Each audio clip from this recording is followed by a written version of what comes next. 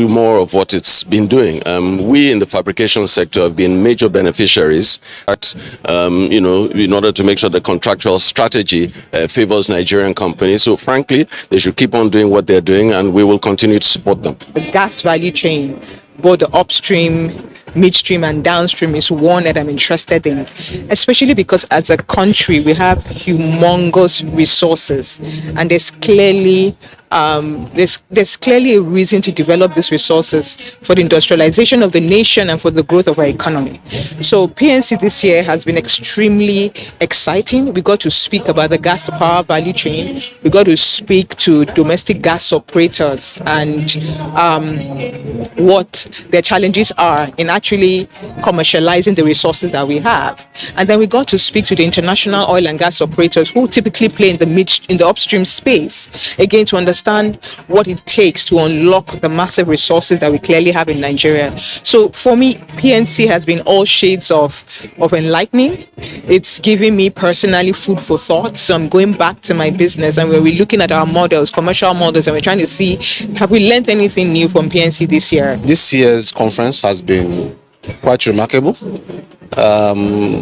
The organization has not disappointed. This is not my first conference. I've been coming to Nigerian conferences for PNC. The venue is magnificent. The quality of discourse has been on point.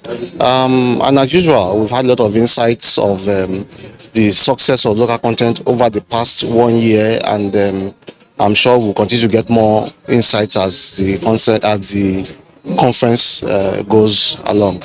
I think this program is just reminding us of how much progress has been made in achieving the 10-year strategic roadmap that was established a few years ago.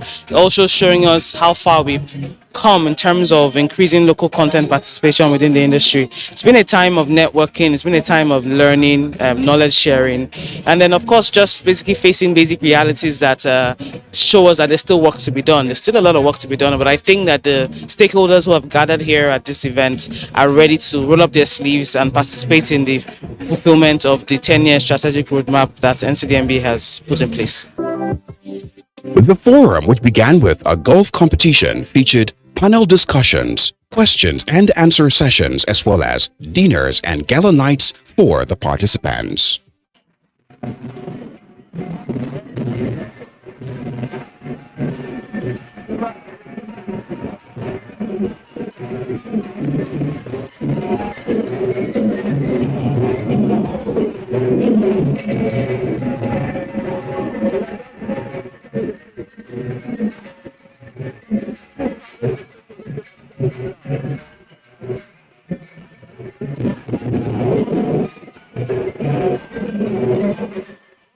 The 11th Practical Nigerian Content Forum PNC 2022 is the place to be for fresh ideas and strategies in the nation's quest for economic development through effective and efficient management of our abundant hydrocarbon resources, especially gas, as the transition fuel for Nigeria.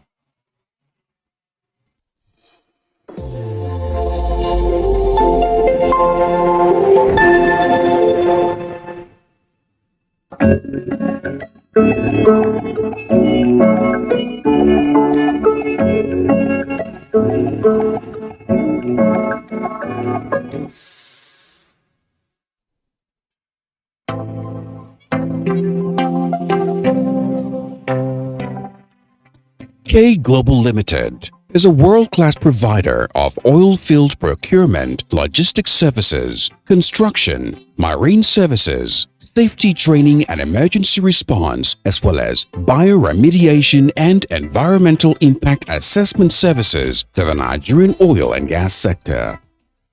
Kayode Alabaja is the chairman and chief executive officer of the company. He gave insight into some of the capacities and capabilities available in the company.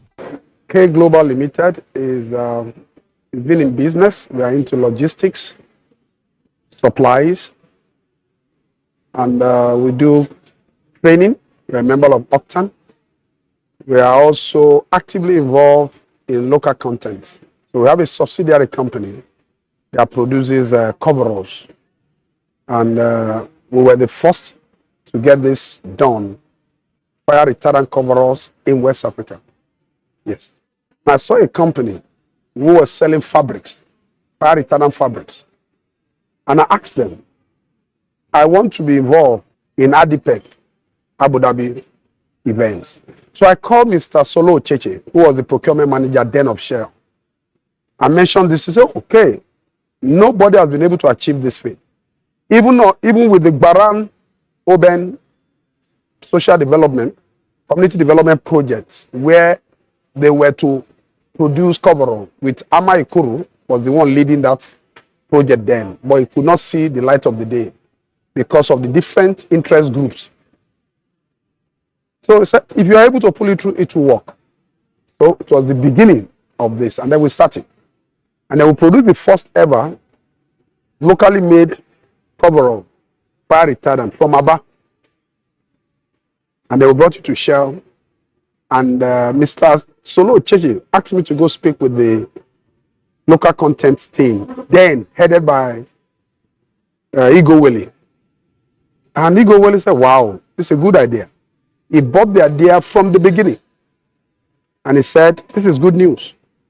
We will support you. We will support you.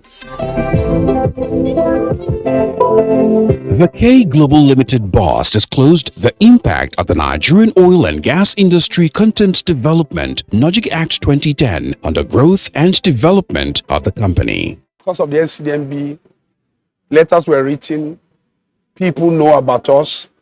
We're on their Logic website as a producer and a manufacturer. So people contact us even before we make adverts. So more money, more business for us. That's one. Then two, it has also increased our name and our profile in this industry. We are selling products even outside the country to Ghana. Yes, it's done excellently well for us. Very, very well. Kayode Alabaja enumerated some of the challenges the company is facing in the realization of its quest to be the leading company in sub-Saharan Africa. Basically, in Nigeria, we are a consuming country.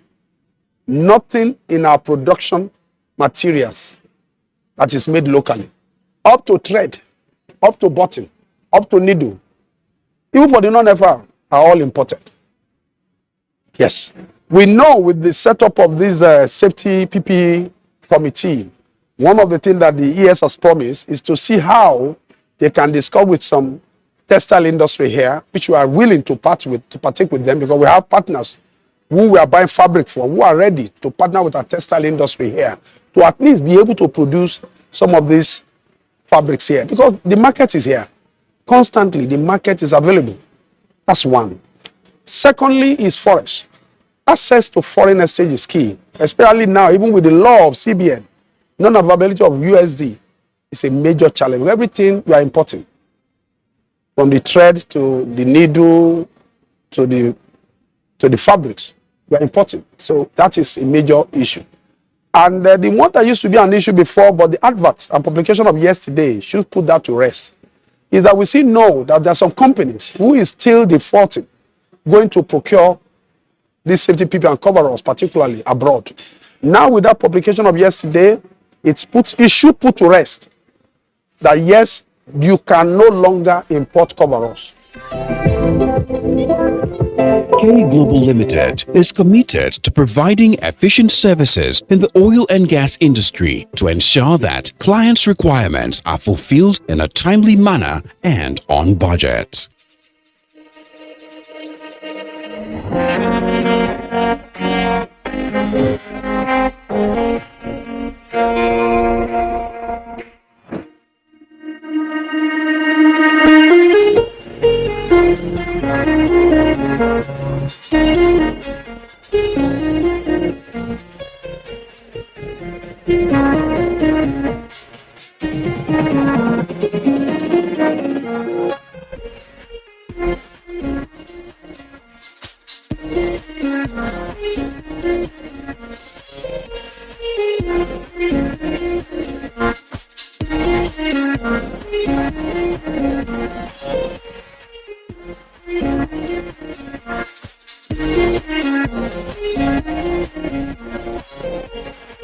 The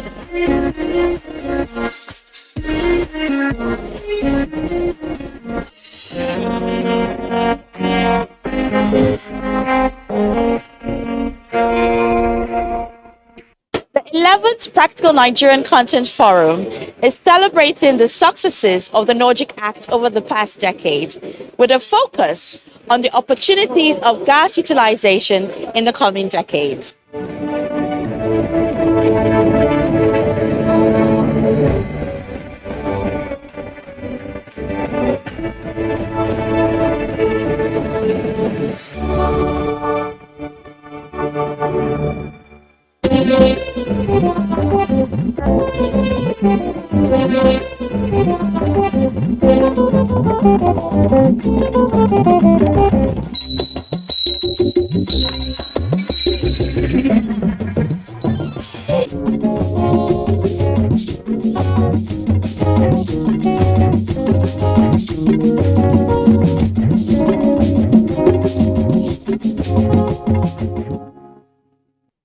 We are the innovative company that is standing out in printing. We are Anti-Step Global Link Limited, your all-in-one stop for printing from scratch to finish. Our services include digital and offset printing, security printing, direct printing on textiles, corporate gift items, including billboards nationwide. Head office number 6, 7, and 9, Lafayette Street, opposite UBA, Area 8, Gariki, Abuja. Call 091 35 59 9999. We are Anti-Step Global Link Limited. The Federal Character Commission (FCC) wishes to clarify that it is not a public employment generating agency, but an implementation organ of the Federal Character Principle. Its key mandate is the enforcement of the principle of equitable representation of all zones and regions of the country to reflect balance in recruitment and the distribution of resources. The balance targets fairness in ethnic and regional representation in all federal government ministries, departments, and agencies. At the core of FCC's mandate is the protection of the interests of all Nigerians, irrespective of ethnicity or place. Please note that the FCC is not recruiting for public agencies, as the MDAs have the mandate to do so. This message is brought to you by the Federal Character Commission. TV on channel 731. NTA Sports 24, where sports thrive.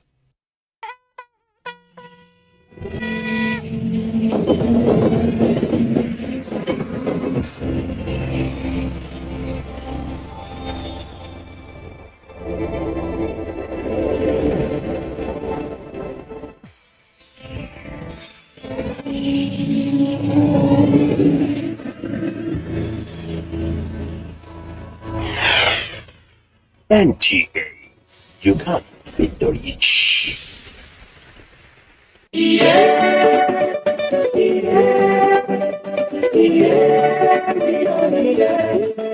This is the moment we've been waiting. It's time to rise up, do it again. Africa, do your dance now. God, do your winning dance now. So we never lose it again. Oh, yes.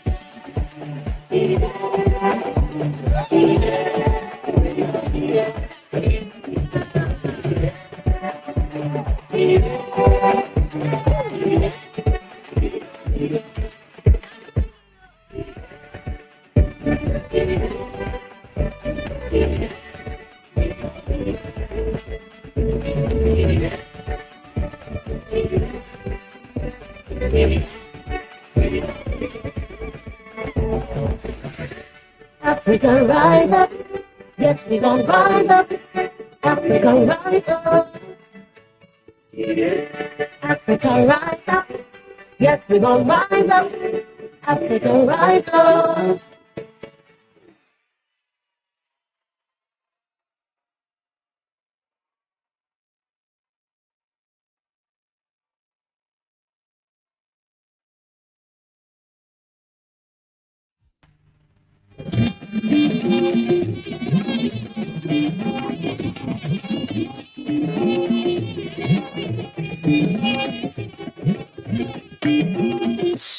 This is the network service of the NTA. I don't see what I'm so. Our country, Nigeria, are not yet declared free of COVID-19. Wash your hands with soap in a running water, at least for 20 seconds, before you enter any office or public place. Wash again when you return back to the house. Cleanliness arrests the spread of COVID-19 with alacrity. Wear face mask so as not to give or collect coronavirus from your mouth or nose. Maintain social distances always. Maintain the line. If you have not vaccination, proceed to get your own COVID-19 vaccination. It is safe, effective, and free of charge. FOC.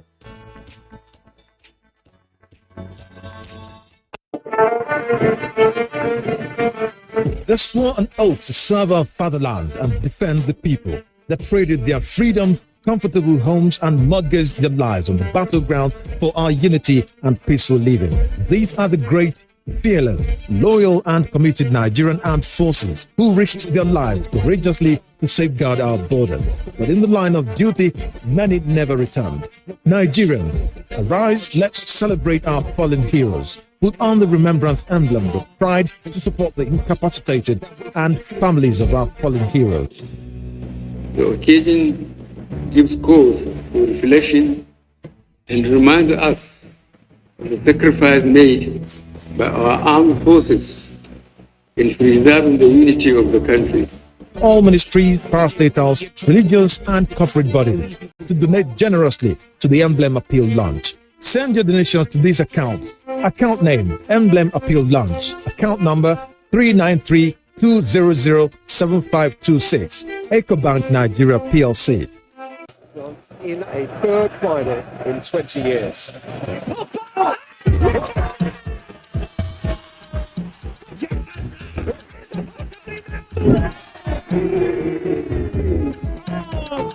This is out of his words, Yakata. Now you can get a GoTV decoder, Go turn on, and 1 month of GoTV Jolly for only 4,900 naira and enjoy all the show-stopping games live from Qatar on GoTV.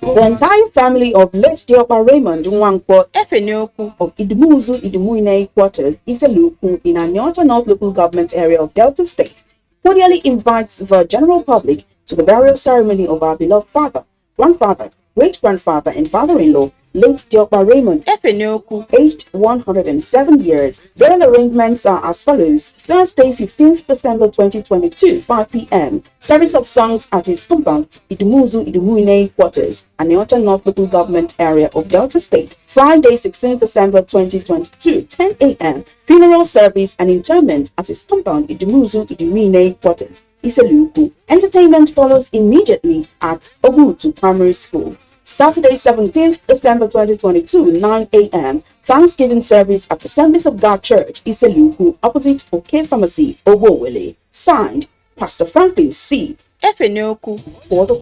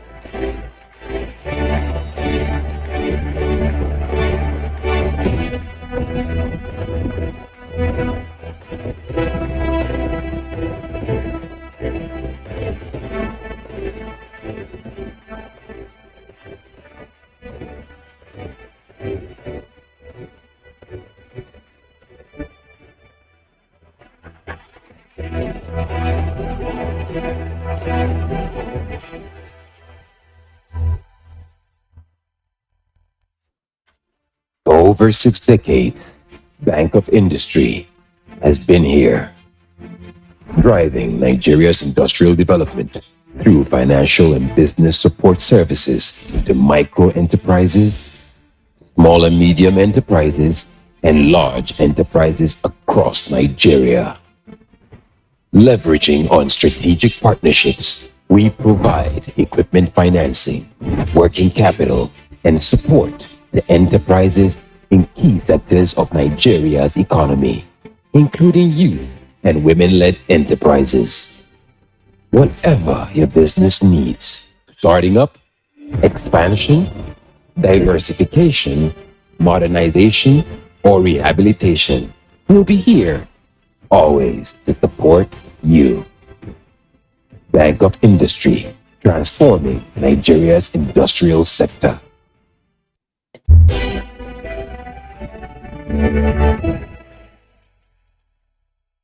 The story of Nasco Foods Limited, a company based in Jos, the Plateau State capital, is that of innovation, diversification, and growth.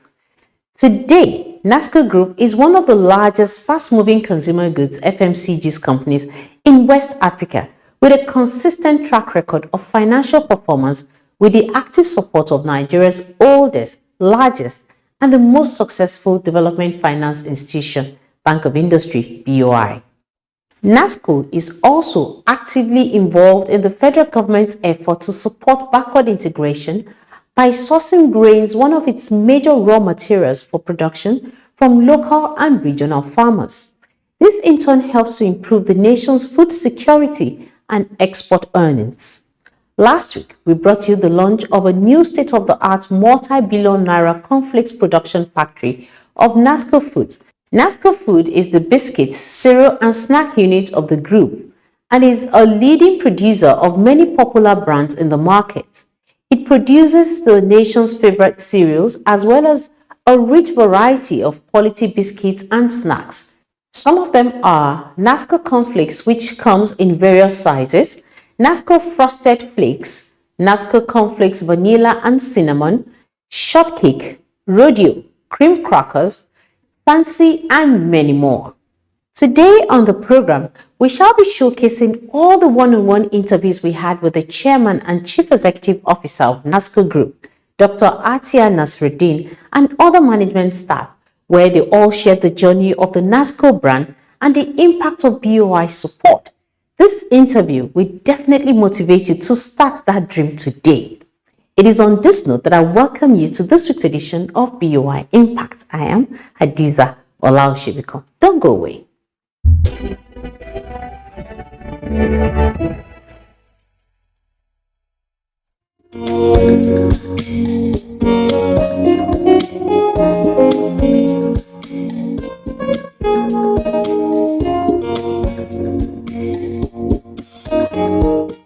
Nasco Foods applies the latest technology and quality control procedures across all aspects of operation to maintain the exceptional quality and consistency of its product. We are now at the grain processing factory where all material being loaded from the warehouse moves in here. Here we have the cleaning going on where all foreign matters are being removed by the screens. Stones are also being destoned by the destoners, after which the grain now moves into what we call dumping bin. At the dumping bin, moisture is being added to the grain to soften the endosperm. After it stayed there for a time, it now moves to the degerminators. The degerminators are the machines that peel the grain. We have 4 of them in series. Then after the peeling, offers, that is the chaff, and will now move to its own direction. The main grain will go to its own direction, where it now gets polished by the polisher. Here, the maize grain, for now, will give more priority to the cornflakes grit and then the Bravesco. So, after being processed from the sifter, it now moves to the collection bin, where it is being collected into bags and being weighed 50 kg for stacking.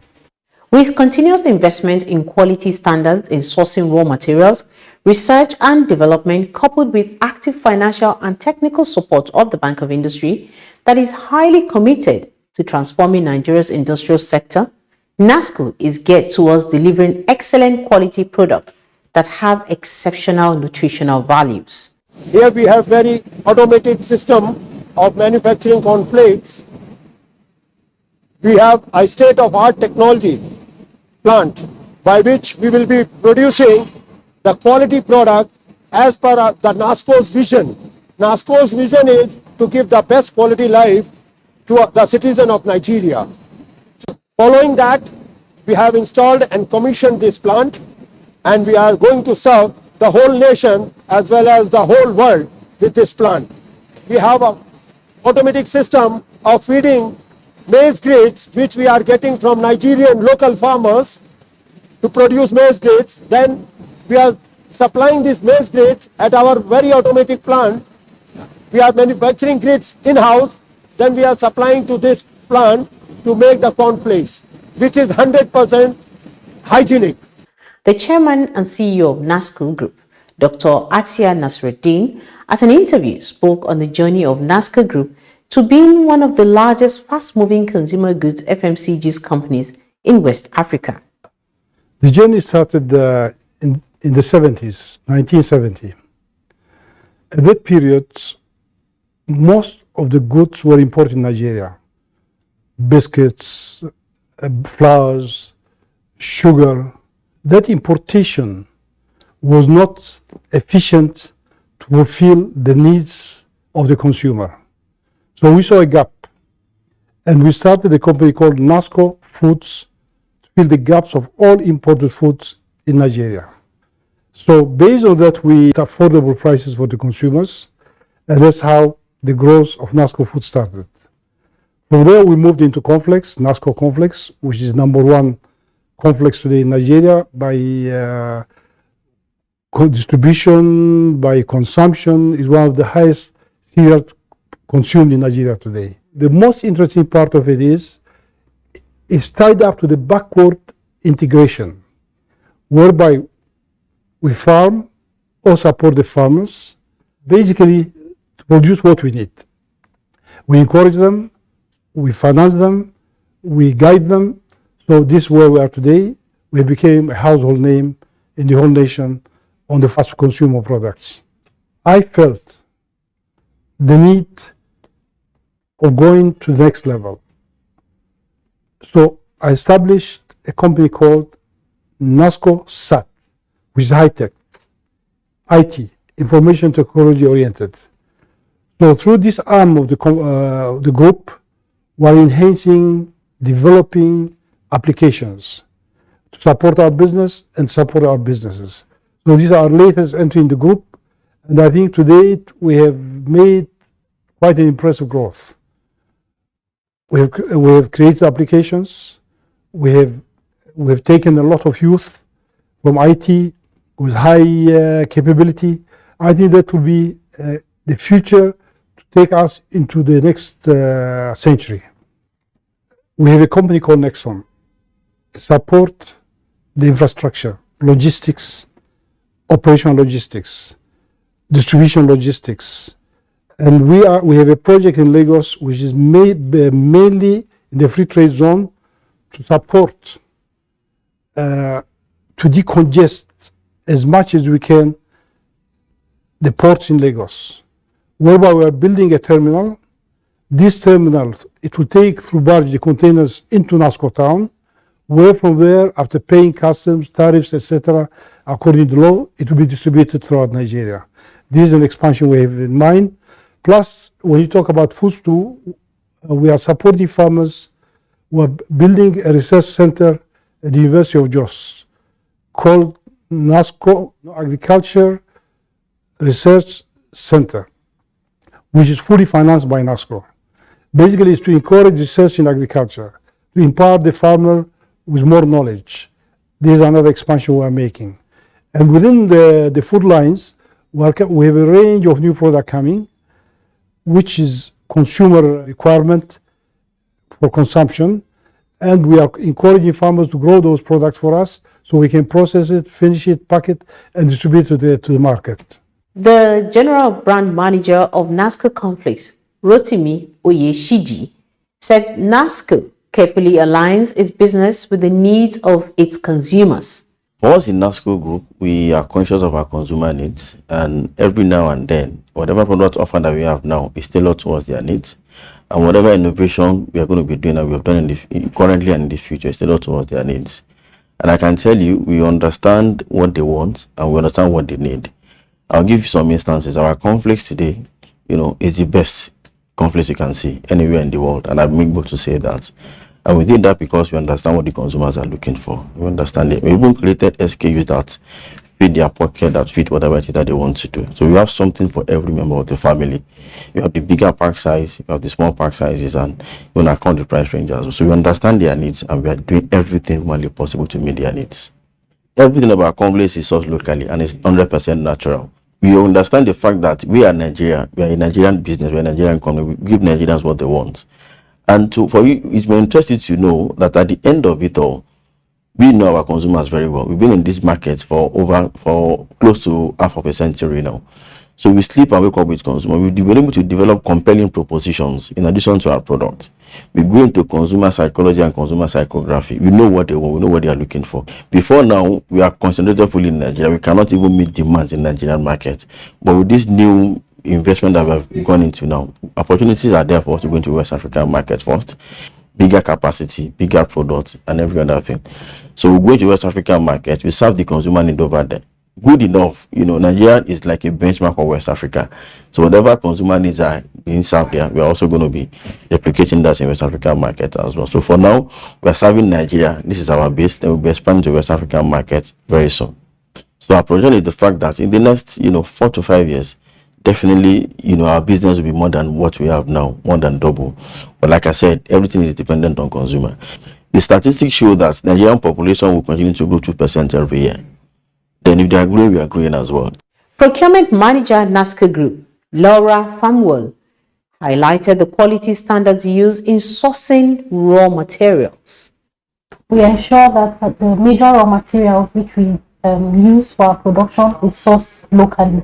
I'll use our Nasco complex, which is the core of our production, as an example.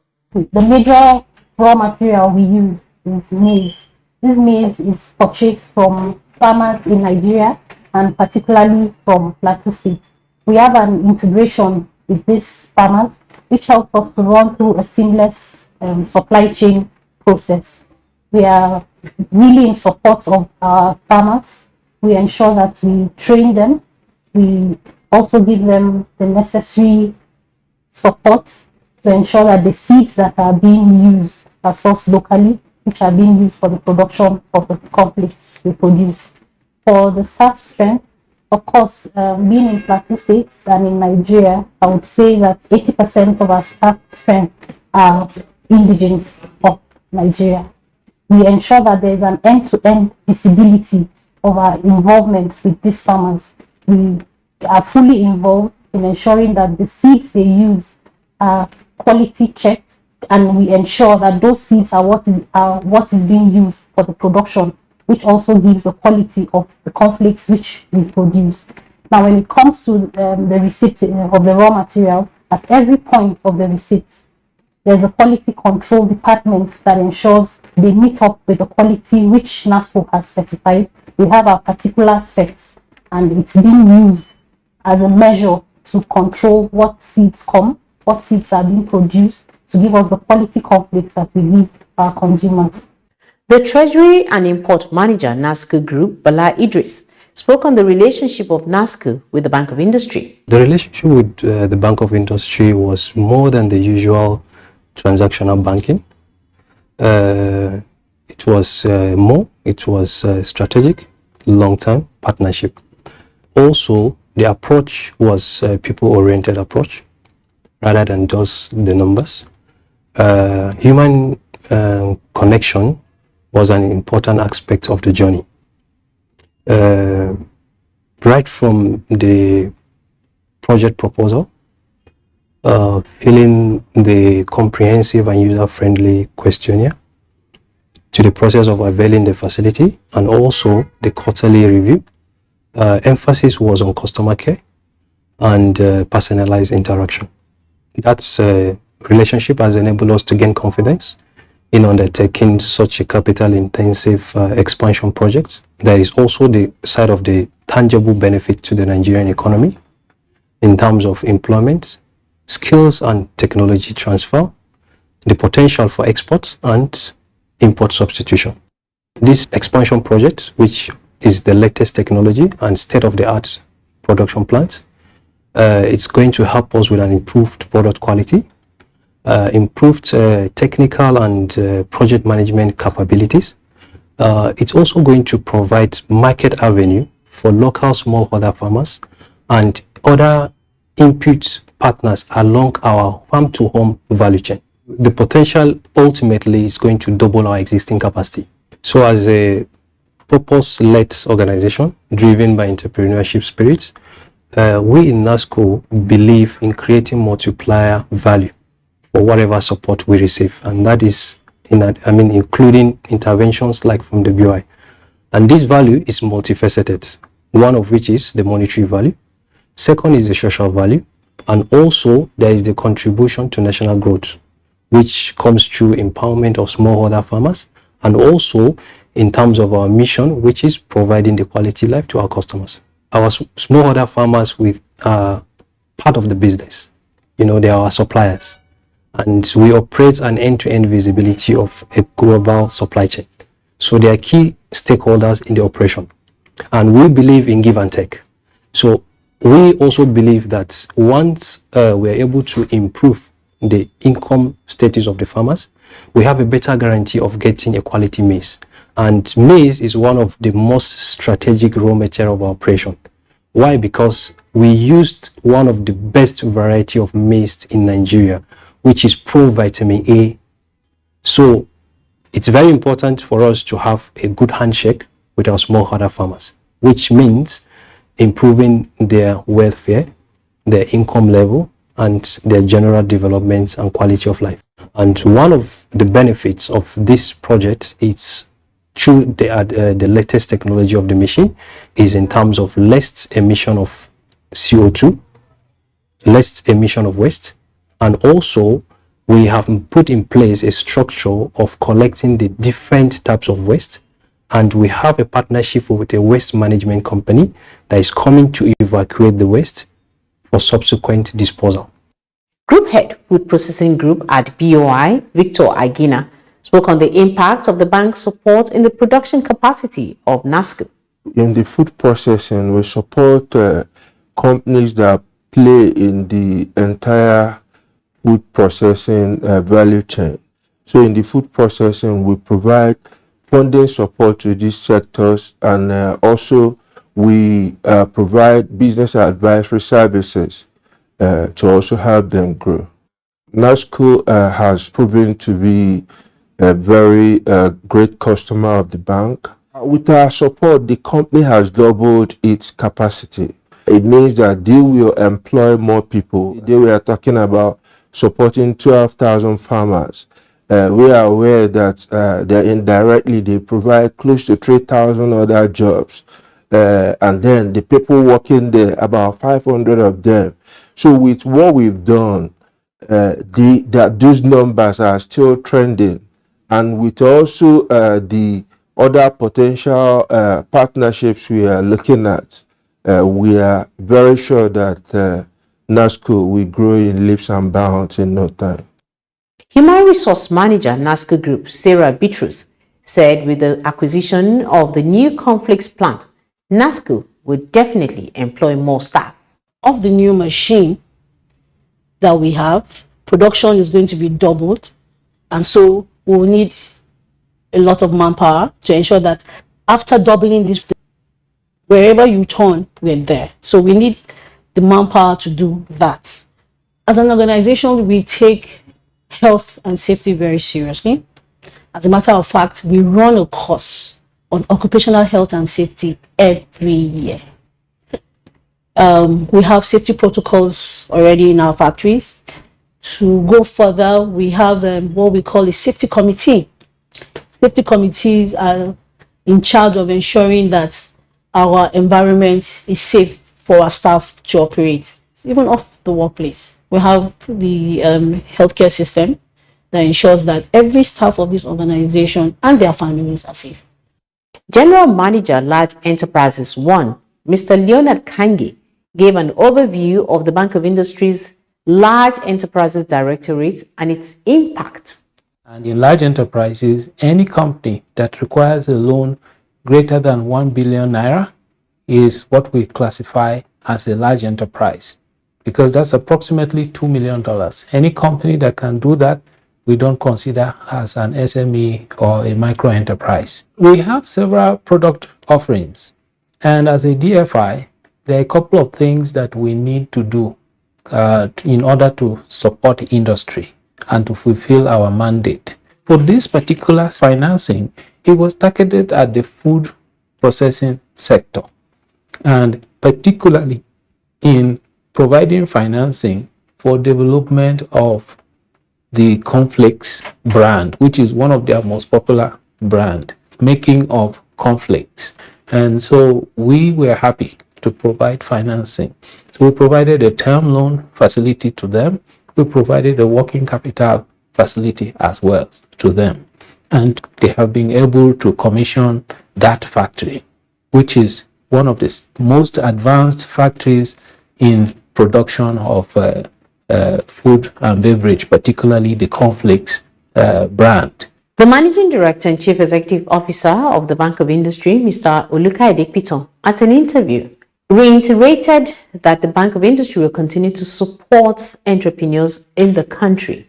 It is nice to talk of SMEs as engine of growth, but you cannot allow the large enterprises to die, because actually some of these SMEs, they feed the bigger companies, and the bigger companies can actually employ. Nasco's vision is to be the premier brand of consumer products in the nation and beyond. This vision aligns fully with that of the Bank of Industry. Nasco Foods products are super refined for a healthier lifestyle, and guess what? They are pocket-friendly and available across Nigeria. For more information on BOI's products and services, please visit our website or send inquiries via our verified social media handles. So we'll come your way again. It's good evening and have yourself an enterprising week. I am Hadiza Olaoshibiko. Bye for now.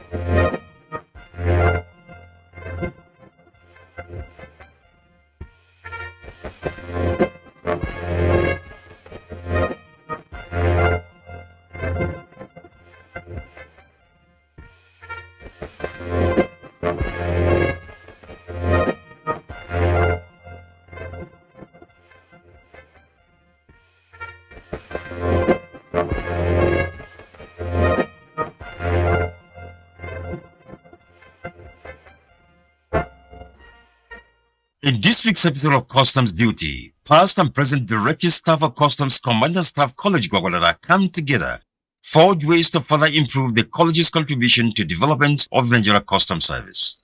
The regional event has been packaged to achieve some objectives in response to the clamor for it by members of the college extended family.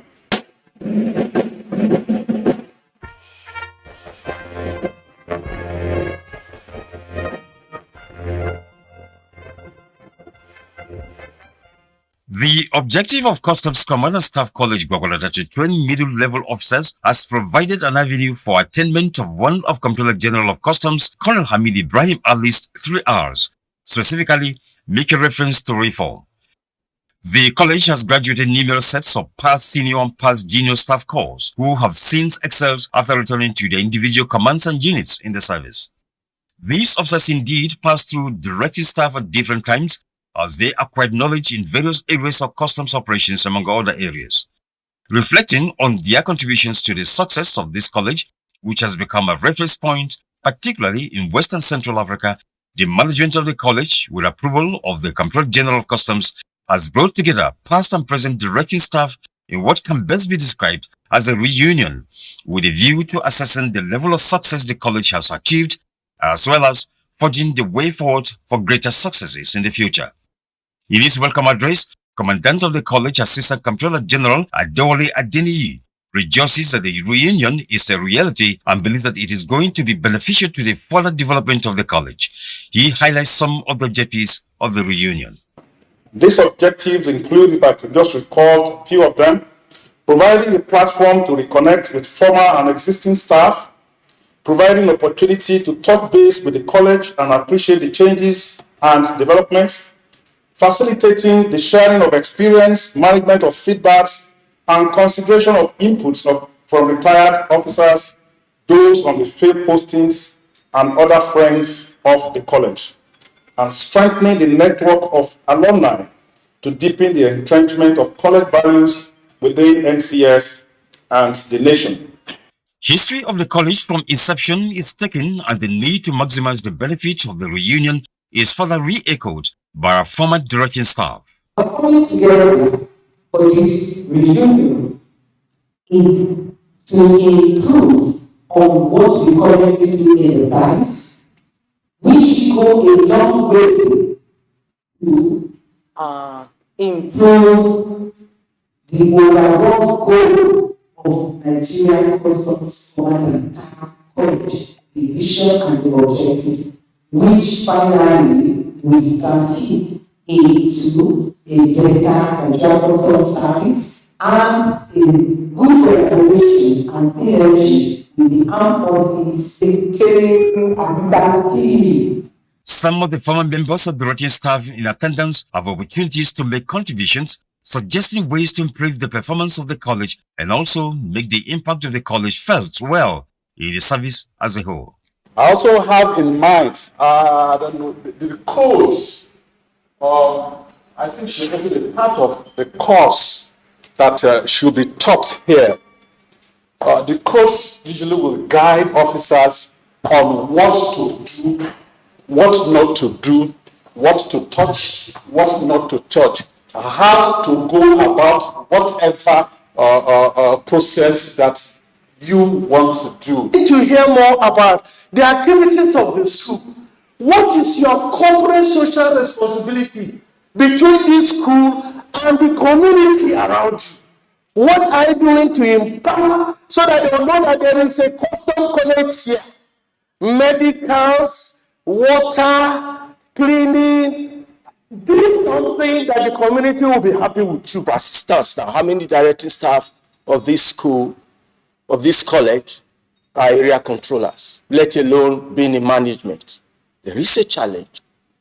And my opinion is this: maybe with the help of TRADOC and possibly the college itself, develop some other kind of program for very senior officers that will still be in service for some years to come, but might not have the opportunity of passing through this most esteemed institution. You might not call it senior course or junior course. It might not last 3 months, it might not last 6 months, it might not last 9 months. They are very busy people. Could last about 2 months, 6 weeks. design a program that will include basically what we do here, make them appreciate the values that are inculcated in our very young officers here. As a follow-up to the submissions made, an interactive session ensues with discussions geared towards having the college contribute immensely to growing the Nigeria Customs Service to an enviable customs organization in the world.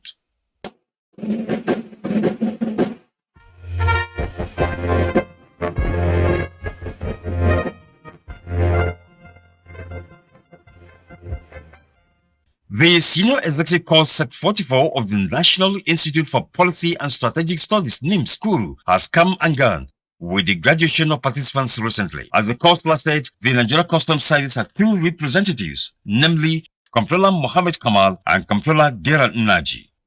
After a 10-month intensive course, Comptroller Dera Nnaji reveals that the executive course is worth the effort. What we have studied here is to let government tap into these three things.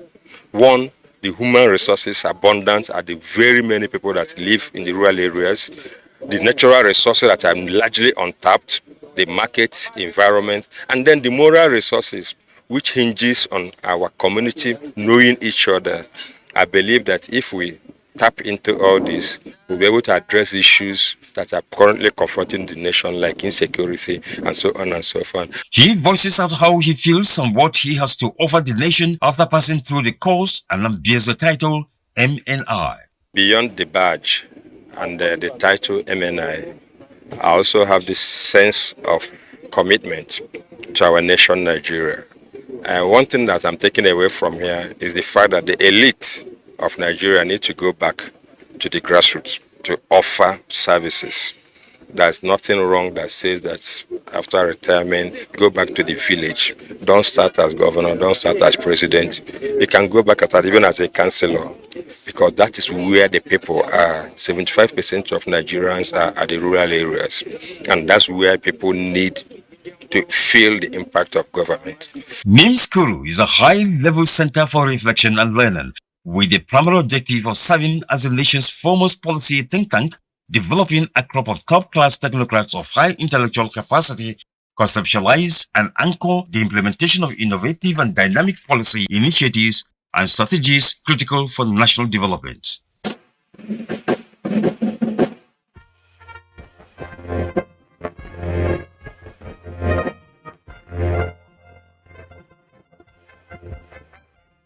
Understanding the benefits of regular engagement between strategic partners, critical stakeholders, and customs in attaining meaningful understanding of the role of engagement in the import and export value chain and the ability to address challenges when they occur is a major reason that has prompted this engagement, which is a routine between Pulse and Terminal Multipurpose Limited PTML Command and its strategic partners and critical stakeholders. While acknowledging the support and understanding being enjoyed by the command, Comptroller Suleiman Bomay stresses the need for unity of purpose in approach to issues, especially that of ensuring security at the port. Drive balance between trade facilitation and security issues. It's the most difficult task anybody can do. And this time of especially where now going into about period where we have even gone in everywhere all over the world, the risk level is always high. And every one of us, both the private sector, the public sector, the association must come together to please proactively mitigate any perceived insecurity that will crop in. Because should there be insecurity, none of us will be around in this place. And the security of this ports and the security of the nation is a collective responsibility. No agency, no person alone can do it. So please, I urge you to be security conscious. Security conscious at any point in time. Let us collectively see that yes, this particular place is peaceful. The Customs Area Controller stresses the commitment to facilitation of trade by customs, but clarifies that what the service facilitates is legitimate trade. He notes that all hands must be on deck to boost exports for the benefit of the nation and self. We should start thinking out of the box, including the stakeholders. Let us start thinking of export trade. We are talking of the non-oil export this time around. The non-oil export is very important. For those who run economy, it is export that finances import. And why we are having a problem of forex is because the forex is almost 80 to 90% of oil. But if we are getting extra forex from non-oil export, at least the forex should be available to us. It is when you don't go abroad and import with Naira. You use forex to import. So that's why export finances import.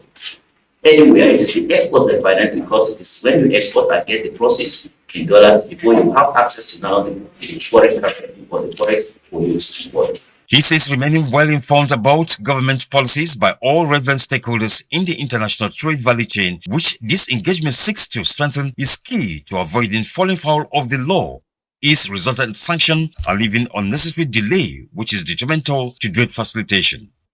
While speaking with the customs duty crew, Comptroller Bome shares his thoughts about the VIN valuation regime, how the stakeholders have embraced it, and its successes. To me, VIN valuation is a success story. At the same time, it was not 100% complete, because there's what we call the standard and then the non-standard. How, and I hope, by the special grace of God, the non-standard could equally be automated. If you do that, then the 100% automation of vehicles is reached. The automation process does not stop here. Believe me, even the enforcement aspect of it is being automated. The era of you clearing your vehicles from the ports, going maybe to Ibadan, Maiduguri, and an officer stops you and say, your value is low. All what he needs to do is he has a tab. He will now look at it and look at it. If your duty is all right, he will allow you to go. The era of stopping you for 2-3 days will now then. But the most important thing, the beauty about the VIN valuation is what we have reduced the cost of clearance. We have maximally reduced contact between us and the agent, because contact is the most dangerous thing in clearing process. Contact ushers in what I call bilateral tax evasion.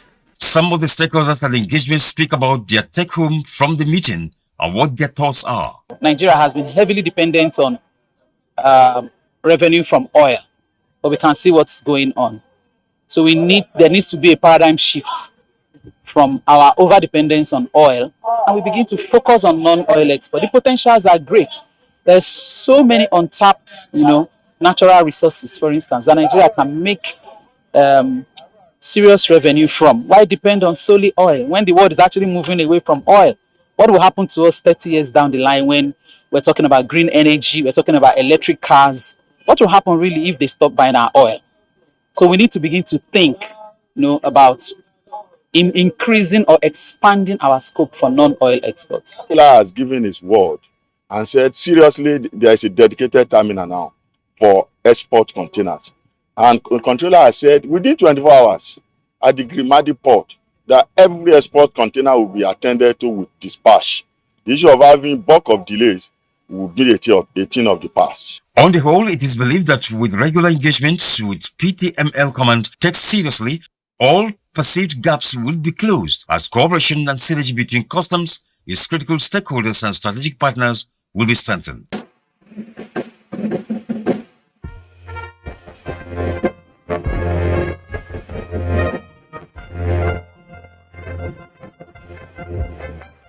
Resolve of operatives at Katsina Command to strengthen the nation's economy through facilitation of trade and revenue generation, as well as suppressing smuggling to the barest minimum, has received a boost, with success recorded again in November 2022.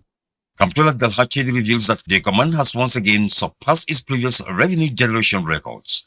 The command has collected the sum of 179,206,288 naira 33 kobo only.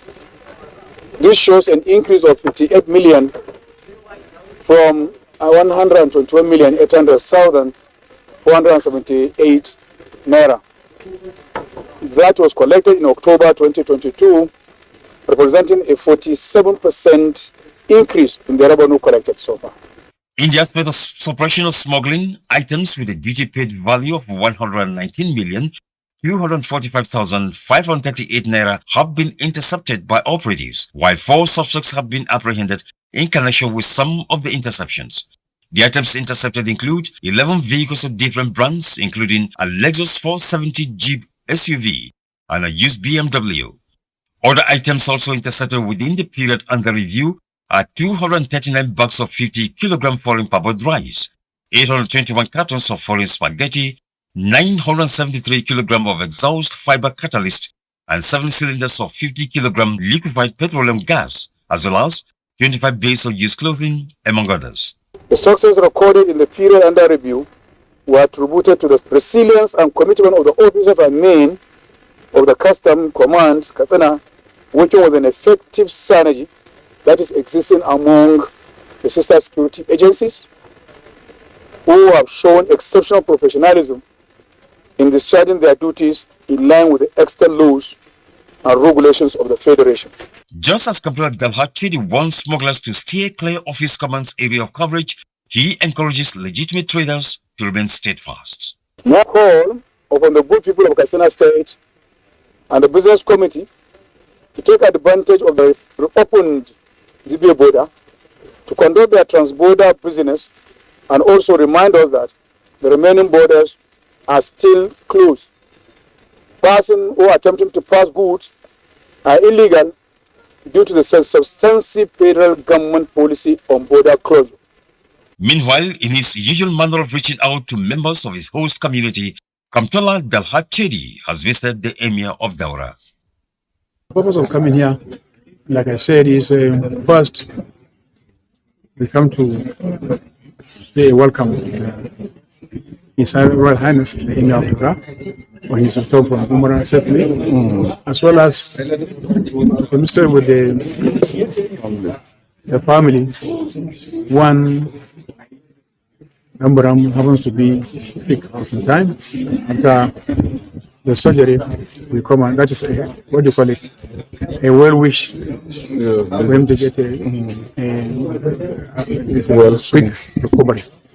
The Commons Area Controller acknowledges the support of Comptroller General of Customs, Colonel Hamid Ali, retired, and his management team for providing the enabling environment and support for Katsina Command to succeed.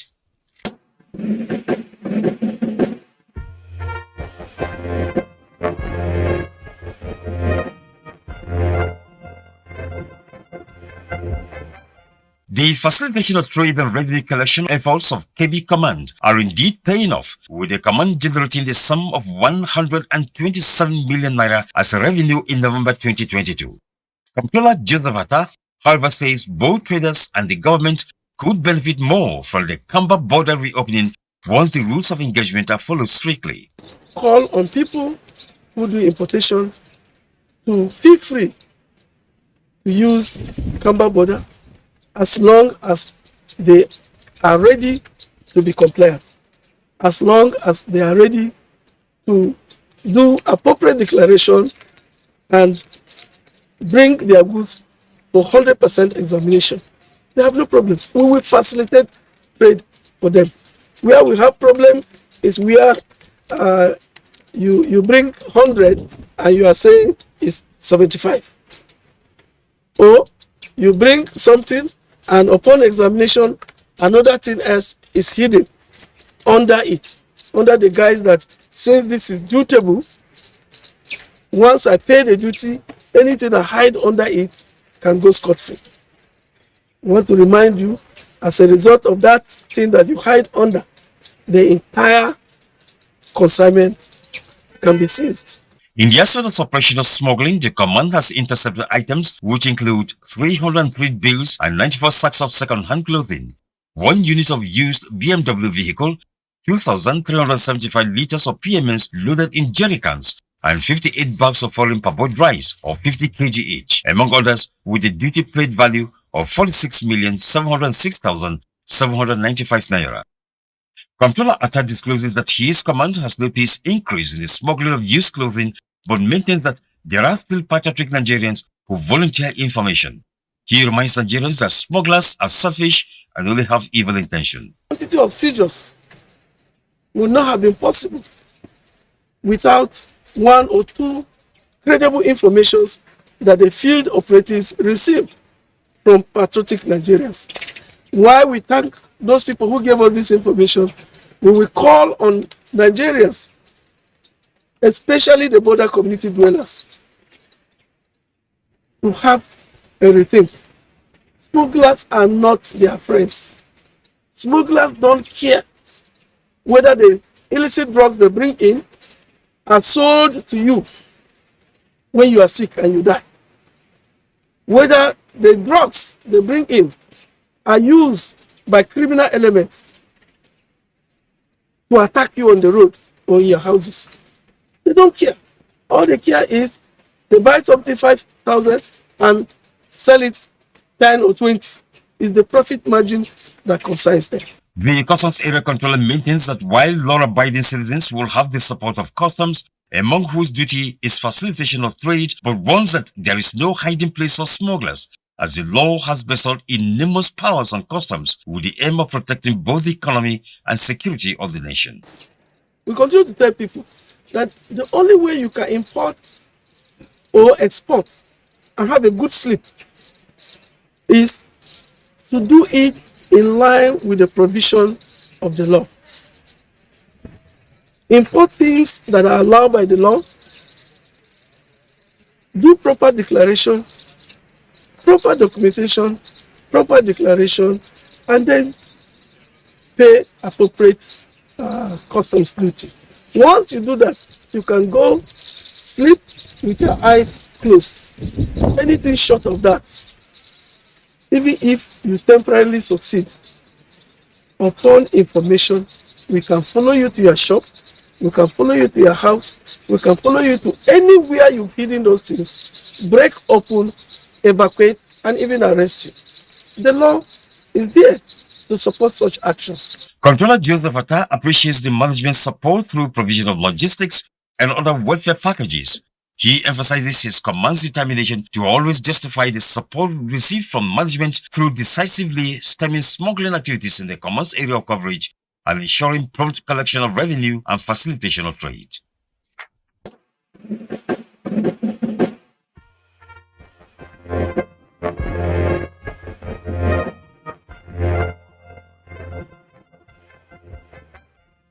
Intensified onslaught by operatives of Federal Operations Unit Zone A against smugglers and duty evaders has hit them all right. Suppression of smuggling wise, the unit has intercepted items with a cumulative duty paid value of 1,021,263,350 naira within the month of November 2022. The items include 8,999 bags of 50 kg foreign parboiled rice, 85,300 liters of PMS, 812 pieces of used tires, 243 bales of used clothing, 2,976 cartons of new shoes, and 5 units of used vehicles. Also intercepted are 1 by 40 feet container of charcoal, 2 by 40 feet container containing 4,004 cartons of tomato paste, as well as 128 parcels of Indian hemp. But Deputy Comptroller Hussein Jibono says they have not seen anything yet, especially those who envisage undermining the nation's economy through their illicit trade as the year runs out. Ahead of the Humanitarian season, the Federal Operations Unit in Zone A has recharged its all-round-the-clock operations across all southwest states of the country, lawfully confronting smugglers and duty evaders as provided for in the Customs and Excise Management Act. Regarding revenue generation, Deputy Comptroller Jibono says the unit has saved the nation loss of revenue to unpatriotic elements. We were able to achieve the collection of 43,530,867 naira 25 kobo through issued uncompromising demand notices to collect the detected and identified shortfalls in duty payments. It is worthy of emphasis that the collected revenue will have been lost through different modes of duty evasion, such as undervaluation, underdeclaration, application of wrong harmonized system HS codes and false declaration. But for our meticulous oversight and prevention, as a layer of checks. As he takes members of the media round the intercepted items and fronts are the anti-smuggling in its entirety, he stresses that his unit does not have any reason not to perform. I work with officers that are desirous to move the nation forward. I work with officers that knows what they are doing. So why will I not perform? Like I keep saying, you cannot clap with one hand.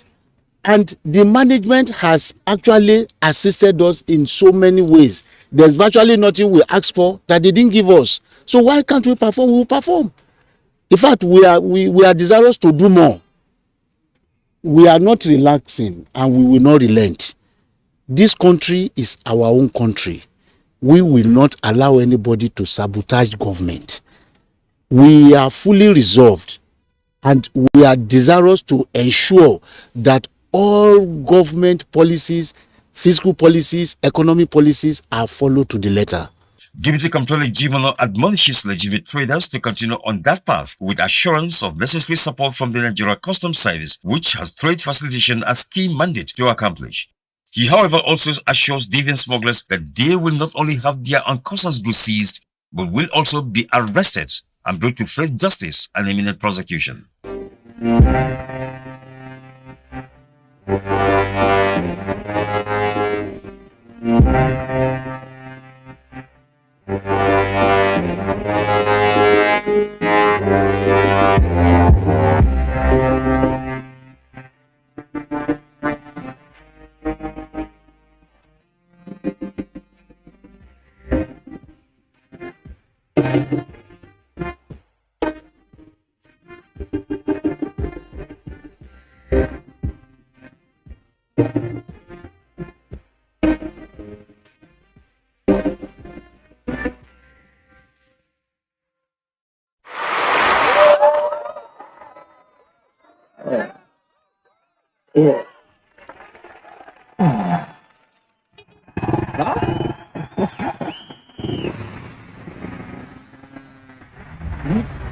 Latest entrant, latest technology. Welcome to Intel 4G LTE Advanced and experience super fast internet access today. Visit intel.com.ng or any of our stores in Lagos, Abuja, and Port Harcourt to get started.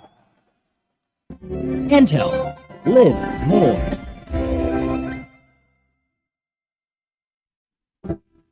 A country endowed with abundant natural resources. One that recognizes that its core strength lies in its massive human capital and its huge population, the fulcrum of its enormous manpower reserve. This is a country that belongs to all Nigerians, irrespective of tribe, language, or religion. And that is why the federal character principle is central to Nigeria's unity. By ensuring balance, fairness, and equity in recruitment into the federal public service and the distribution of national resources. And that is the golden rule for those vested with the responsibility of enforcing that principle at the Federal Character Commission.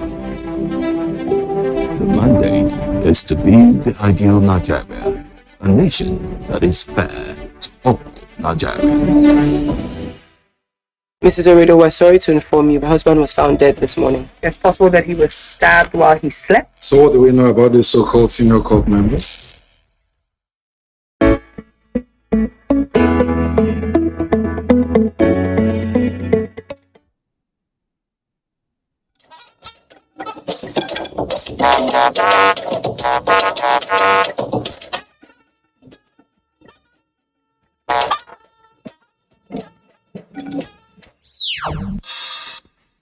Shared commitment, thriving force of democracy, says Speaker Baja Diamila. Prosperity will judge us for all actions taken to bridge the gap through our interventions, which are aimed at spurring economic activities. Central Bank of Nigeria disburses 9.714 trillion naira to support jobs and improve financial inclusion for economic growth. Let us also rise up to let everybody know that Nigeria is bigger than all of us. Royal fathers join crusade on hitch-free election and population census of 2023.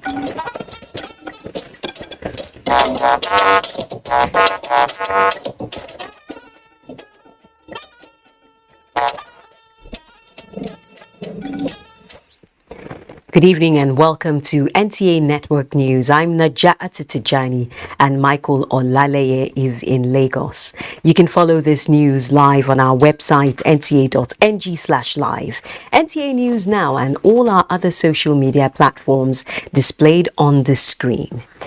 Everywhere in the world, the police force represents the people and the government in a manner which requires admiration, says Vice President Yemi Osinbajo.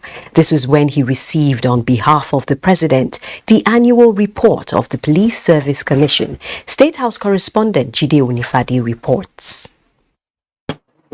Presented the annual report of the Police Service Commission to Vice President Yemi Osinbajo is the acting chairman, retired Justice Clara Ogumbiyi, who led a delegation of the Commission's management team to the presidential villa. The presentation of the annual report is in accordance with Section 17 of the Police Service Commission. The Vice President stated that the police force is in many ways the first line of civil authority, and in any country it is a representative of the people, noting that for many reasons people regard the performance of the police as the performance of the government, and therefore the force must be diligent in how it carries out its function.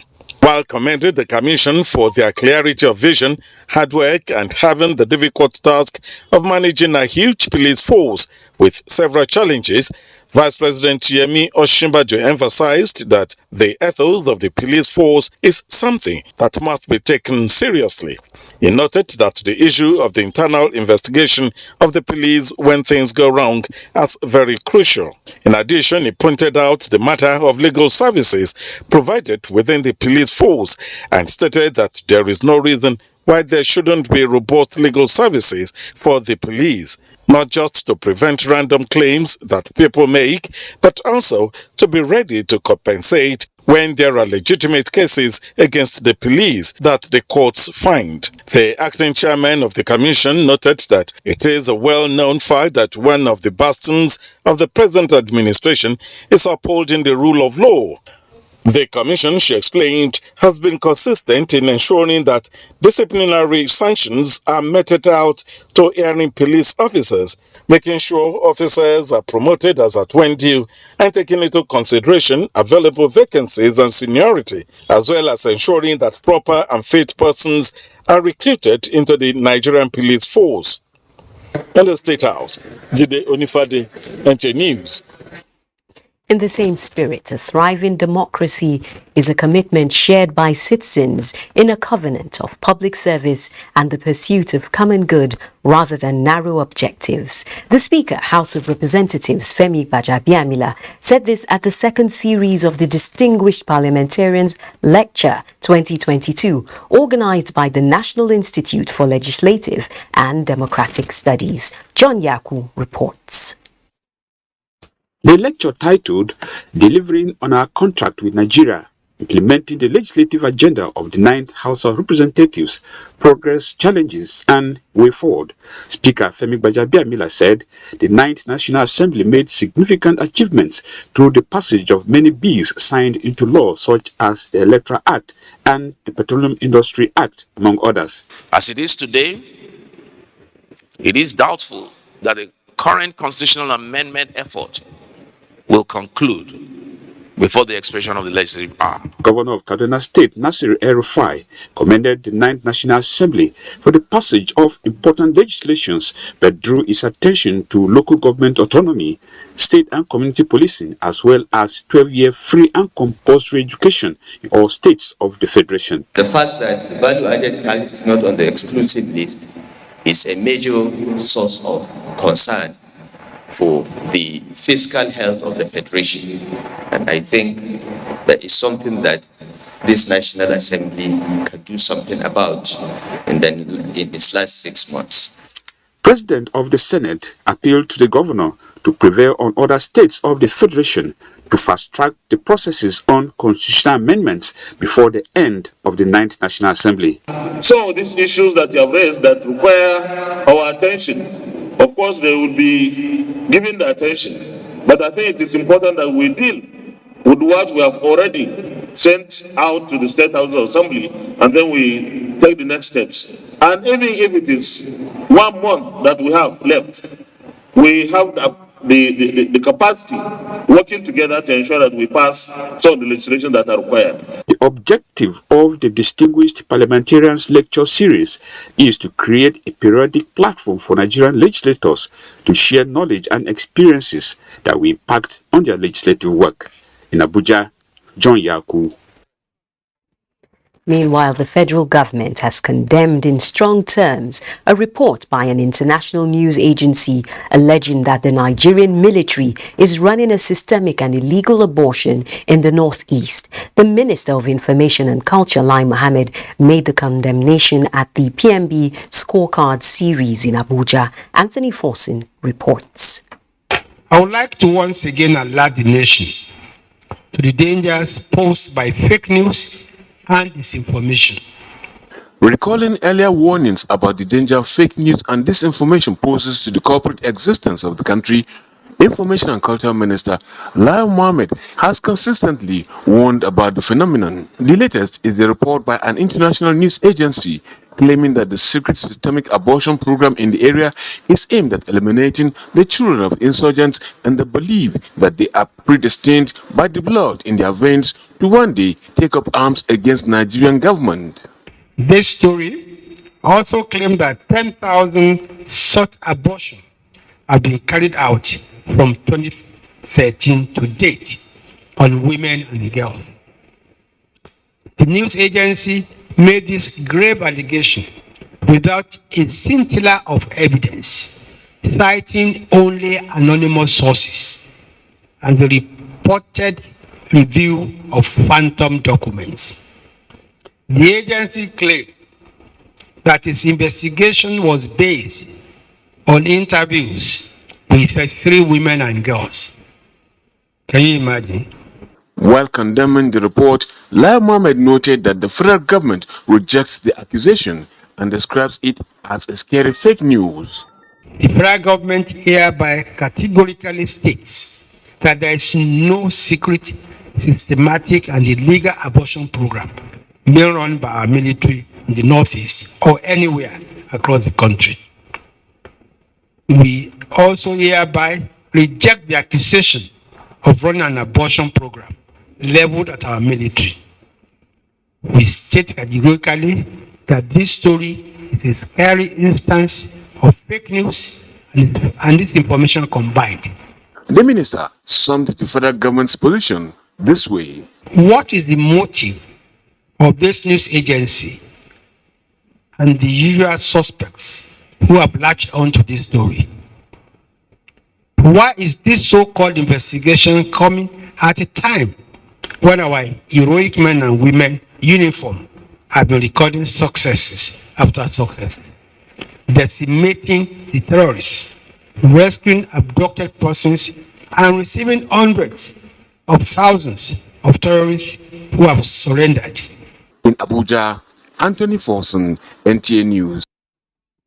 The Minister of Science, Technology and Innovation, Adeleke Olorunimbe Mamora, has made submissions at the ongoing PMB scorecard series. Anthony Forson again reports. Adeleke Olorunimbe Mamora, after stating the mandate of the ministry, recalled challenges facing the ministry, but was quick to note the giant strides it has recorded under the APC administration led by President Muhammadu Buhari. I want to say with all due sense of modesty that our ministry,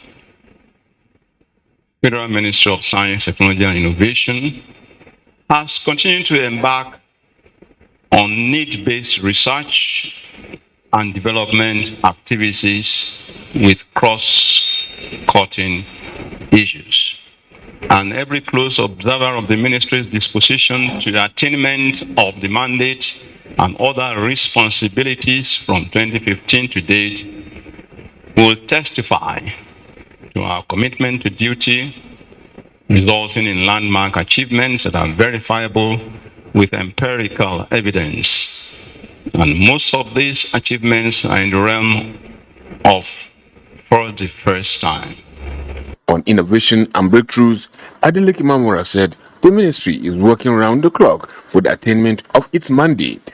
And of course, the last mandate is to implement the strategy towards the realization of Mr. President's June 12 promise to take 100 million of Nigerians out of poverty in the next 10 years. That's a collaborative thing. It doesn't lie, strictly or absolutely with the Federal Ministry of Science, Tech and Innovation. It's a joint mandate for all the ministries, departments, and agencies. So briefly, the vision statement of our ministry is to be the foremost national science, technology, and innovation establishment in Africa, comparable with the best in the world. Fielding questions from journalists, the minister spoke on efforts to generate revenue, among others. He equally shed light on other areas such as health, food security, education and capacity building, manufacturing and business, as well as national defense and internal security. In Abuja, Anthony Forson, NTA News. The Central Bank of Nigeria says it has so far disbursed 9.714 trillion naira across 7 key sectors of the economy to support jobs, drive growth and improve financial inclusion. Liakatong Babatunde was at the Development Finance Retreat of the bank, where efforts to mitigate the effects of the coronavirus, among other efforts, was x-rayed. The coronavirus pandemic and its effects may have waned drastically, but it still lingers as the global supply chains continue to feel the bite of the Russia-Ukraine war amid other global shocks. The Central Bank of Nigeria says it has injected close to 10 trillion naira to key sectors that include manufacturing and industry, energy and infrastructure, agriculture, services, MSMEs, export and health. It is very clear in my mind that prosperity will judge us for all actions taken to bridge the gap through our interventions, which are aimed at spurring economic activities, scaling up diversification of the production base, and enabling infrastructure development in Nigeria. Let's remember that the path to sustainable development and the path to inclusion is not one that will be easy, but we've shown and we've demonstrated that we can work together. The bulk of the funds disbursed went to the private sector and subnationals.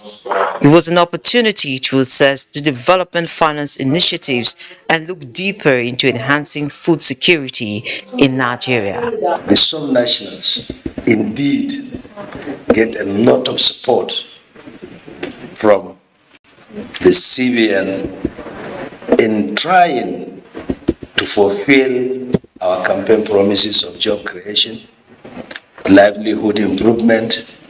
What we're doing is not just for us today, it's for even our future and the future of our country.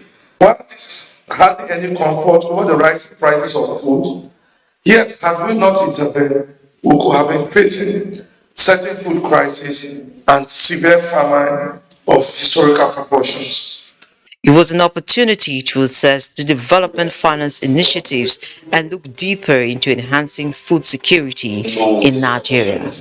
In Abuja, Liakatong Babatunde, NTA. NTA Network News continues shortly after these messages. Do stay tuned.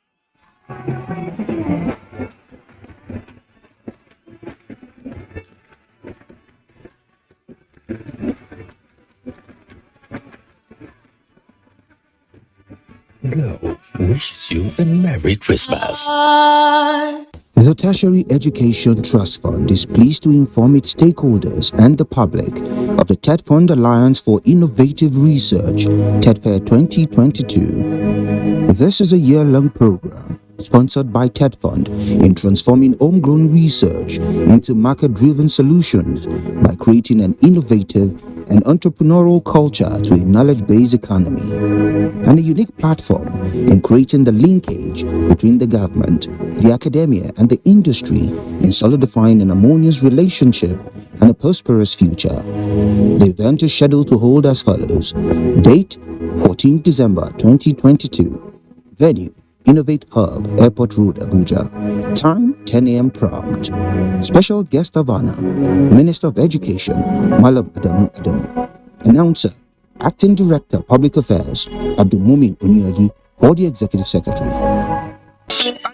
For pension fund administrator, West up, makes sense, we care for me. No be the time when story go enter the matter when it's time to deliver. No. Bank with sure them no go stress you. Call them then they accessible. Yes. Customer care where they on point. No go regret when you try up cost. Promisable investment. Everything just a bit. Premium pension today. Make that switch to premium pension. Premium pension. Make that switch to premium pension.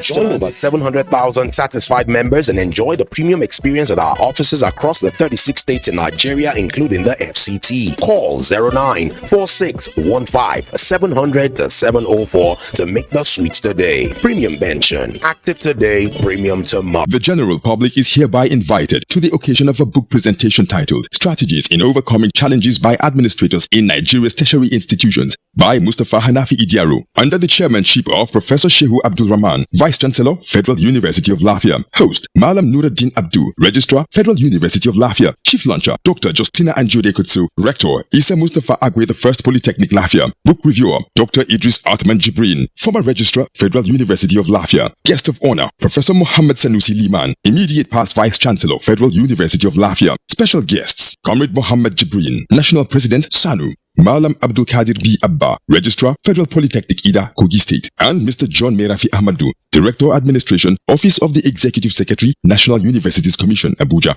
Royal Father of the Day, Justice Sidi Bagi Muhammad, retired, CFR, the Emir of Lafia and Chairman, Nasarawa State Council of Chiefs. Date, Tuesday, December 13th, 2022. Time, 10 a.m. prompt. Venue, Twin Hall, Adamu Lecture and Office Complex, Permanent Site, Federal University of Lafia. For more information, contact the Committee of Friends, Announcer, Committee of Friends of the Author.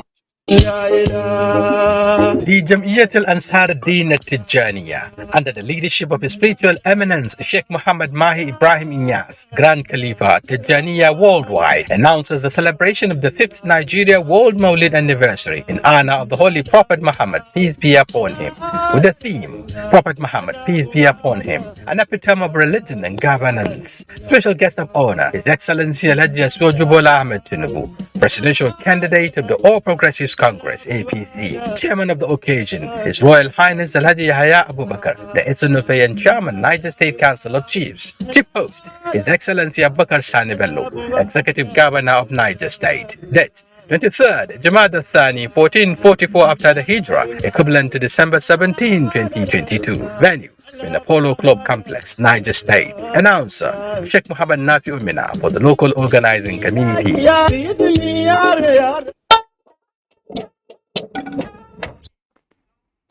If you're just joining us, this is the network news on NTA. We're talking legal matters now.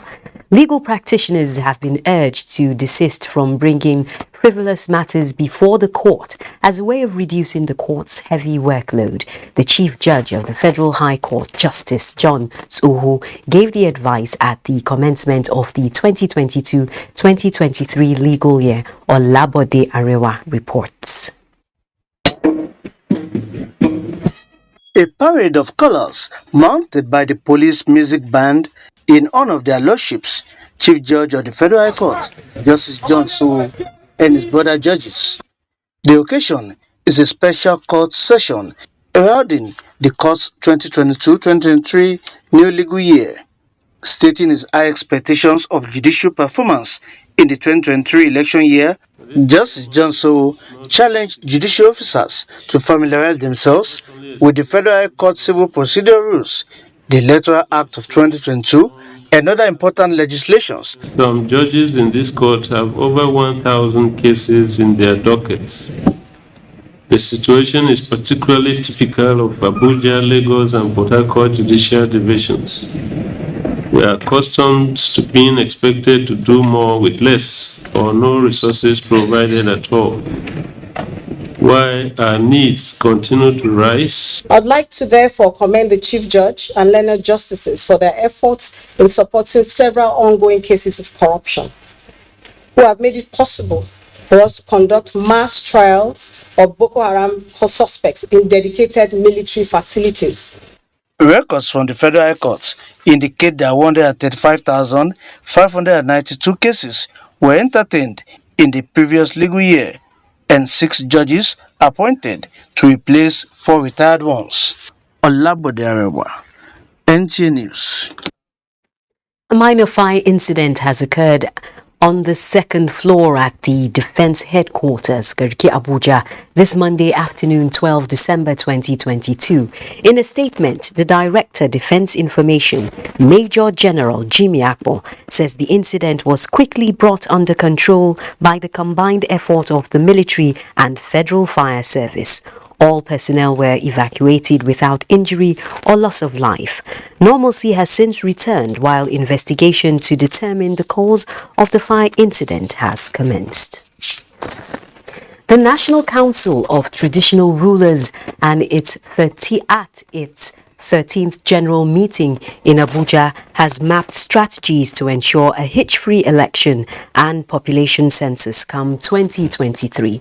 Chimdima Ndubisi reports. And that report will come much later in the bulletin.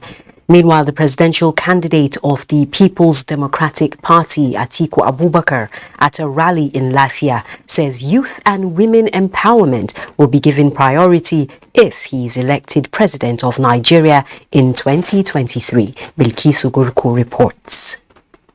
Lafia, the capital of Nasarawa State, was home to the presidential candidate of the People's Democratic Party and his entourage. The presidential candidate said youth and women are the backbone of every election, yet they are left behind when it comes to national policies, and promised to give out $100 million to empower them if elected.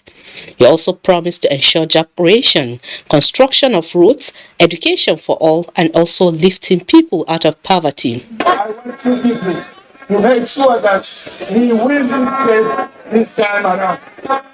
Will you promise? Will you promise? Governorship candidate of the party in Nasarawa State, David Mbogadu, assured Atiku Abubakar of Nasarawa votes and also appealed to him to implement policies and programs that will benefit the state. Your mandate, our mandate, must be recovered in 2023. Other party stalwarts said PDP has brought so many developmental projects in Nasarawa State during its tenure, and the party will do more for the people when elected come 2023. The kind of crowds, the kind of reception, the kind of joy we are seeing in Nasarawa State today means that Nasarawa is PDP. National chairman of the party, Iyocha Ayu, presented the party's flag to the governorship candidate of the party in Nasarawa State. Meanwhile, at a homage to the Emir of Lafia, Justice Sidi Bagya Muhammad sued for peaceful campaigns and elections as he charged the electorate to freely vote for candidates of their choice come 2023. In Lafia, Bilkisu Umar Gurku, NTA News. The senator representing Zamfara North Senatorial District at the Senate, Senator Sahabi Ya'u, says the All Progressives Congress will continue in victory come 2023. This is when he flagged off his re-election campaign in Gaurana Moda, Zamfara State. The people of Zamfara North Senatorial District had waited in bated breath for the arrival of their Senator Sahabi Yao. As the flag off of his re-election campaign at Kaura Namoda in Zamfara State, it was difficult for the senator to pass through the jubilant crowd.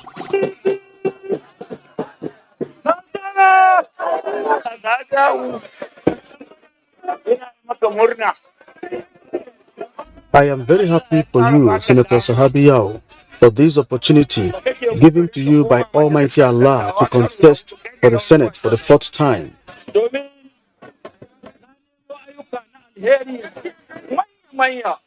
I've brought a lot of constituency projects to you, haven't I? Yes or no?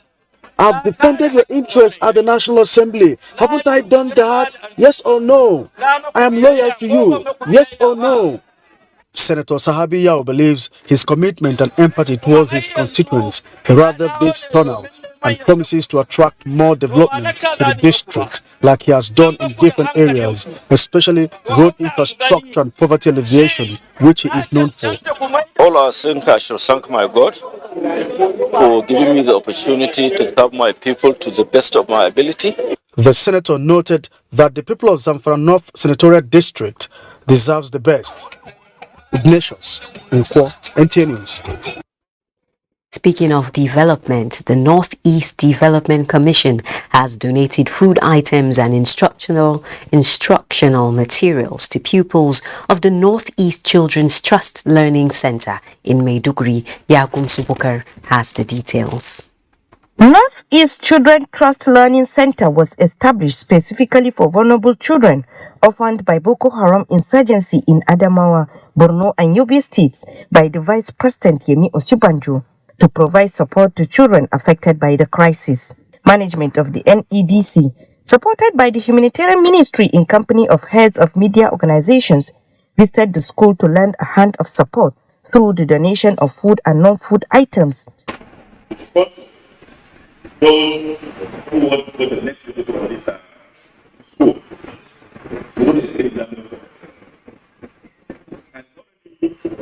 we have agreed to bring students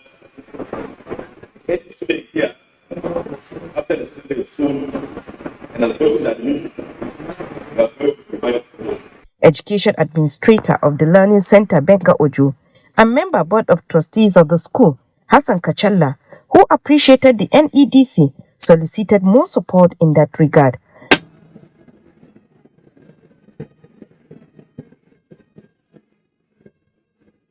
Dr. Mohammed Gwani Alkali later led the team to inspect 1,000 housing units in Gom community of Mafa local government, constructed by the commission and already occupied by victims of insurgency. While at the venue of a workshop on conflict-sensitive reporting organized by the NEDC for journalists in the Northeast region, certificates and working tools were presented to the participants with an assurance to always support them. In Maiduguri, Yagum Subukar, NTA News. 2030 is the year Nigeria expects to achieve 30% renewable energy mix, and Azura Power Company is leading the campaign to reduce emission by providing solar systems to orphanages in Abuja and Benin. Joshua Ojito reports that the independent power producer has also set aside $1 million yearly for interventions in health, education and sanitation across the country. Azura, Nigeria's first independent power producer, generating more than 400 megawatts of electricity to the national grid.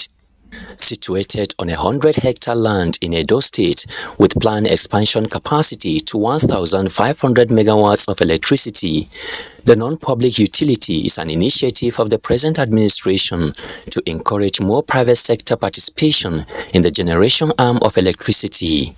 Now, the power plant goes renewable by donating solar home systems to orphanages in Abuja and Benin under its Power to Change program, the gesture which excites the orphans. We have solar lights, no more drain, no more fuel. We are very happy. We can read our book day and night and do everything we want to do with the light. I really appreciate it because we always have light for 24 hours every day. It's beyond our imagination. We didn't expect it. We saw them bringing the inverter, the batteries and everything. So it's a great thing we are seeing today. It's a way of us giving back to the community. So it's not just about maybe the solar power we provided them or the food we bring, but it's also getting all the employees of the company to be engaged with the kids. This is something that's been going on since inception and will continue going as long as the company exists. In addition to solar home systems are interventions in health, education and sustainable livelihood in line with sustainable development goals to the tune of $1 million yearly. Joshua Ojito, NTA News. Let's now join Michael in Lagos for more reports.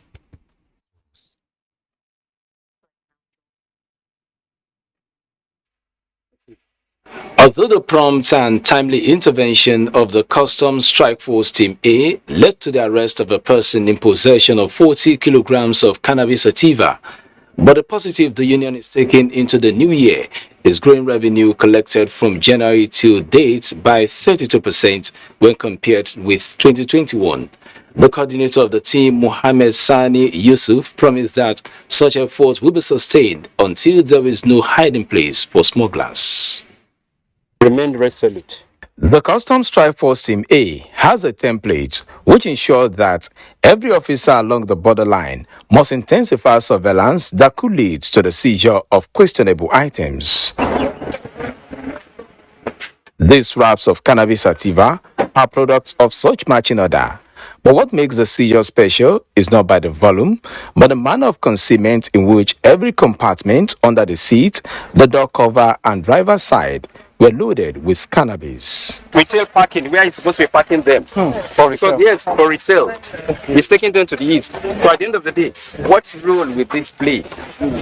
At the end of the day, killing innocent people. Another case of illegal trade in wildlife involving 376.4 kilograms of pangolin scales was promptly terminated by the Customs Strike Force Team A after an intelligence report traced the storage spot to a market in Ekpe. We have been monitoring this for a long time. Eventually, when we now got a reasonable number, we now went to bust through the syndicate. In fact, an old man of about 70 was also involved with a son, and we just rounded them up. These 100 cartons of red wine are valued at 5 million naira, but the inability of the importer to provide the invoice, claiming they were imported 10 years ago, raised suspicion and therefore seized. Between October and November this year, the Customs Strike Force Team A intercepted goods with duty-paid value of more than 1 billion naira, while a total sum of 537 million naira was collected through underpayments and wrong classification.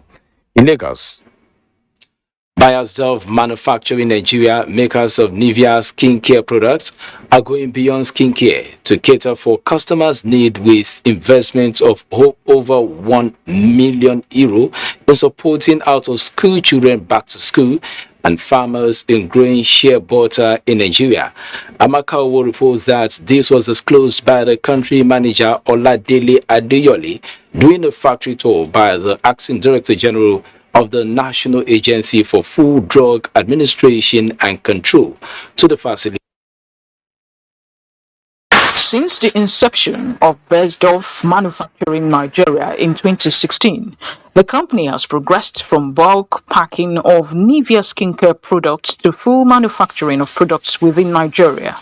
From the inception, the National Agency for Foods and Drugs Administration and Control, NAFDAC, saddled with the mandate to ensure adherence, has not relented in its efforts with the visit of its Acting Director General, Dr. Monica Emunjeze, and her team to the Nivea manufacturing plant to make sure that structure meets regulatory expectations. We see growth in this sector, which has happened in less than 7 years, and we've held their hand through this process, and it is really rewarding and enriching to be able to see the impact of regulation, the quality of products that are coming out. The country manager of Nivea Skincare Products Nigeria, Oladele Adeyole, and Markets Insight Manager Basil Menakem say its objective is to make Nigeria the manufacturing hub in West Africa by improving the use of locally sourced materials from 60% to over 100% to deepen backward integration and economic benefits to the nation. 5,000 jobs in the entire value chain is what we are creating and supporting Nigerian families. Make sure that they rid the market of all these unscrupulous elements and actors that are bringing fake or counterfeit product into the market. There are numerous research centers set up across the globe that help us with understanding consumers of different skin types and what are their skin needs. Nivea Skincare Products is expanding operations in Nigeria to meet the growing demands, as it has been in existence since 130 years ago and prides itself as #1 skincare provider globally, with 72 products to meet varying needs of customers. In Lagos, Amaka O, NTA News. Do not forget to follow this news broadcast live on our website at nta.ng/live and on our other social media handles displayed on your screen for updates. Time for some messages. The news will be back shortly. Please stay. Central Bank of Nigeria has announced the introduction of a new series of 200 Naira, 500 Naira and 1000 Naira banknotes to be launched on December 15, 2022. These new banknotes will circulate side by side with the current 200 Naira, 500 Naira and 1000 Naira banknotes, which will cease to be legal tender on January 31, 2023. Banks are now open from Monday to Saturday to accept customers' deposits. So, hurry to your banks to deposit only 200 Naira, 500 Naira and 1000 Naira banknotes in your possession. To make it seamless, the CBN has suspended bank charges on all deposits made during this period, and there is no limit on how much an individual member until January 31, 2023. Do not reject it, but ensure the banknotes get to your bank before the deadline of January 31, 2023. The Naira is our national pride. Let's embrace the new currency. This message is from the Central Bank of Nigeria, CBN. My people, my name is Emeka. Meku scammers. Let me get all this people. I don't learn my lesson. Somebody come buy motor for my hand, carry big money, come give me. Now when we get bust, then my eye open. I don't know that 419 be. Now when EFCC grab them, then they come grab me too. Now he make me, they warn you, all of them when they do business like me, where they carry big money, when I go, sometimes I go carry transfer, carry bring back. They could shine in my eye because the special control unit against money laundering, what they call SCUMO, they don't want to say if the money pass 5 million naira for individual, no collect them. If he pass 10 million naira for company, no collect them. Can I go where? Bank. If you not do them like that, 250,000 naira for every day where this offense happen. Or they go suspend your license, or they go shut them down. Pata for your hand. No talk say I no want you. This message is from the Economic and Financial Crimes Commission, EFCC. Now we're done. Good news, you don't land that area.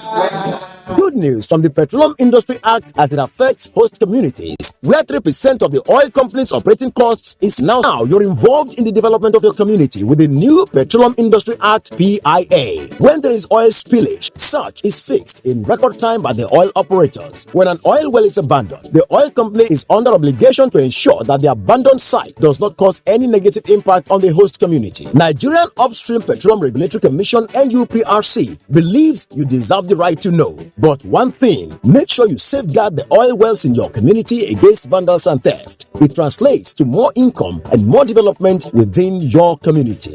Now we're done. Good news, you don't land that area. This message is brought to you by the Nigerian Upstream Petroleum Regulatory Commission, NUPRC.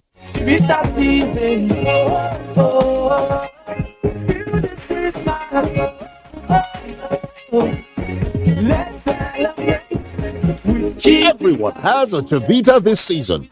What's your Chivita? How would it sound when you wake up one day and there's no country? Only chaos, confusion. Our prayers, our validation of their efforts is what they need, which we must strive to give them as patriotic citizens. Together, we are stronger. One nation, one armed forces, one people, our Nigeria.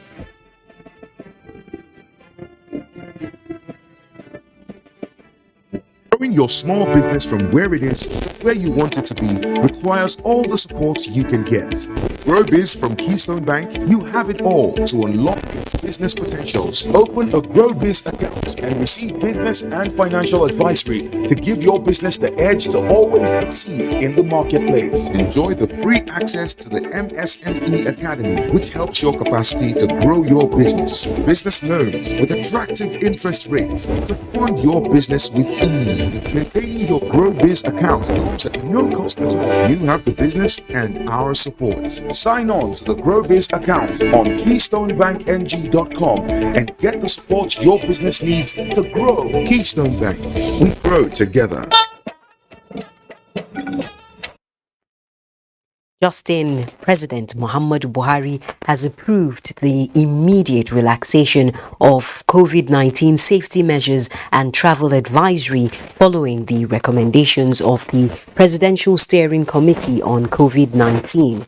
Based on clinical and laboratory evidence of sustained reduction in COVID-19 infection and transmission across the country.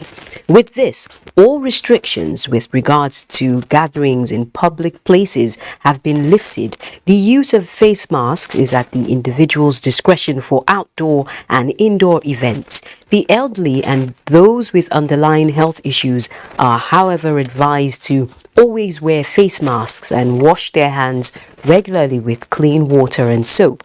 On COVID-19 travel testing, all pre-departure and post-arrival PCR test requirements for all persons not fully vaccinated have been suspended, while a non-COVID-19 specific form must be completed by all passengers arriving Nigeria. Meanwhile, the Presidential Steering Committee has appealed to Nigerians to ensure they take their COVID-19 vaccinations and booster doses. The Nigerian Television Authority is in the news for adding another feather to its cap with an Icon Award of Hope and Humanitarian Service given to the Director General Salihu Abdulhamid Dembos by the National Association of Nigerian Students, NANS, Olainka Ojo reports. As at 2 months ago, the National Association of Nigerian Students, with more than 40 million members, had factions. But after so many deliberations with relevant stakeholders, especially NTA playing a key role in the reconciliation processes, the story has changed. We know the kind of contribution you give towards the success of that convention. We have been here several times to see that you contribute your own quota. And it is a realization of management's contributions to ensure a united NANS that the authority is being honored. For the NTA, the Director General, Salihu Abdulhamid Dembos, says the NTA, through its mandate and programs, will continue to support NANS in building a peaceful and united country, politically and economically. I want to dedicate this award to the staff of the Nigerian Television. I want to assure you that the Nigerian Television Authority, as a public medium, will always be there for you 24/7. The visit by members of NANS was an opportunity to advocate more budgetary allocation and funding for the education sector in line with UNESCO's prescription of making education free. Olainka Ojo, NTA News. Still on education, after several months of setbacks caused by strike action, stakeholders in the university arena are meeting in Abuja to discuss digitization of university operations. Charles Alpha has the details. For 8 months, students were forced to stay at home following lingering ASU strike. Parents and students can only quantify the level of damages the industrial action caused them. With focus on directors of academic planning of Nigerian universities in synergy with the National Universities Commission, NUC, are out to achieve is how universities can digitize their operations, which will invariably help tertiary institutions recover fast. We are gradually moving from confined classrooms to borderless classrooms, especially through development of dashboards. Academic planning is the heart of university's academic activities. Challenges and opportunities will be resounding all through the 5-day event, but how literate are members in an attempt to digitize learning, teaching, and research? In the digital era, the conference will help participants to advance competence that will keep tertiary institutions afloat in the 21st century. Charles Alpha, NTA News. The 11th edition of the PMB Scorecard, which is to hold on Tuesday, 13th December 2022, will feature the Minister of Power, Abubakar Aliu, at the National Press Center, Abuja. It will be broadcast live on NTA, FRCN and VON and streamed on the social media handles of the Ministry of Information and Culture. Let's now join Musa Abubakar for business news.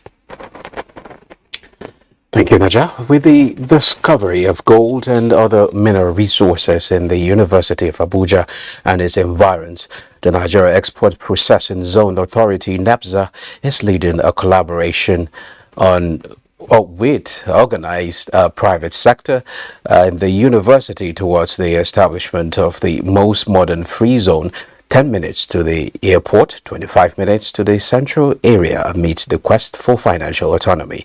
They say the flagship project will be driven by the best of local talent and capacity that will meet global best practice. Abuja University also has solid minerals. It has gold for mining. There's also possibility of doing a lot of work in agriculture, especially value addition. Then, of course, technology, many areas. All over the world, universities can only achieve their goals if they work with industry. Now to energy, oil prices gained more than $2 a barrel on Monday on supply jitters as key pipeline supply in the United States closed, and Russia threatened a production cut even as China's loosening COVID-19 restrictions bolster the fuel demand outlook. CNBC reports that Brent crude futures were up 2.54% at $78.03 a barrel. U.S. West Texas Intermediate crude gained 3.28% at $73.35 a barrel. The equities market closed Monday's trading session in positive territory. The all-share index advanced by 0.04% at 48,899.08 basis point. A total turnover of 236.6 million securities, worth 2.5 billion naira, were traded by investors in 3,334 deals. Equity capitalization increased to 26.6 trillion naira. The financial services industry led the activity chart with Access Holding PLC, Jais Bank, and Guarantee Trust Holding Company. That's business news. The news continues after the break. Aiden wants to be a great actor like me. How did I do? You did great. A couple of years ago is when his acting began. Think you can play? Yes. Yeah. I take him to audition and give him Trisco, our family favorite. With the right support, my boy is going to be a great actor. You got the role! Give your kids Trisco to support their big dream. Trisco, power your dream. But let's say they don't put spices inside food because of the aroma and better way they do for body. But una need plenty space to keep all your spices if you must to enjoy the better inside there.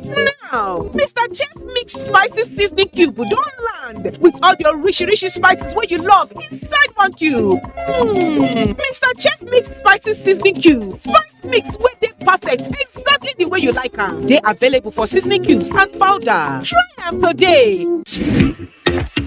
Big inspired with inspirational quotes and win in the Top Tea Taste to Know Inspiration 2.0 promo. Enjoy inspirational quotes and get a chance to win free airtime or 10,000 naira cash prize. Simply buy a pack of Top Tea, collect inspirational card with unique letters to spell Top Tea. Take a picture of your collection and share on Facebook or Instagram and tag at Top Tea Nigeria. Offer valid while stocks last. Terms and conditions apply. Top Tea. Taste to know. Every Harmattan, he falls sick so frequently and misses school often. I keep him away from junk food. He also feeds me apple. She said an apple a day keeps... If you want to keep germs away, then use Dettol soap regularly. Germs and disease spread easily during Harmattan. For this, use Dettol soap. Dettol protects from up to 100 illness-causing germs. Dettol soap is endorsed by the Nigerian Medical Association. Be Dettol sure.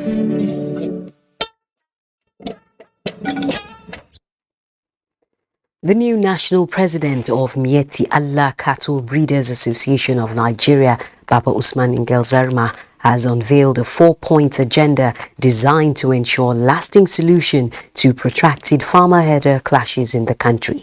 This was made known during a visit to Yobe State Governor Mai Mala Buni to express gratitude for his support through the process which produced the new national leadership of the association. Yunusa Suleiman reports. About 80 million members across the country, Miyetti Allah Cattle Breeders Association of Nigeria prides itself as the largest Fulani socio-cultural group that is promoting the welfare of pastoralists in the country.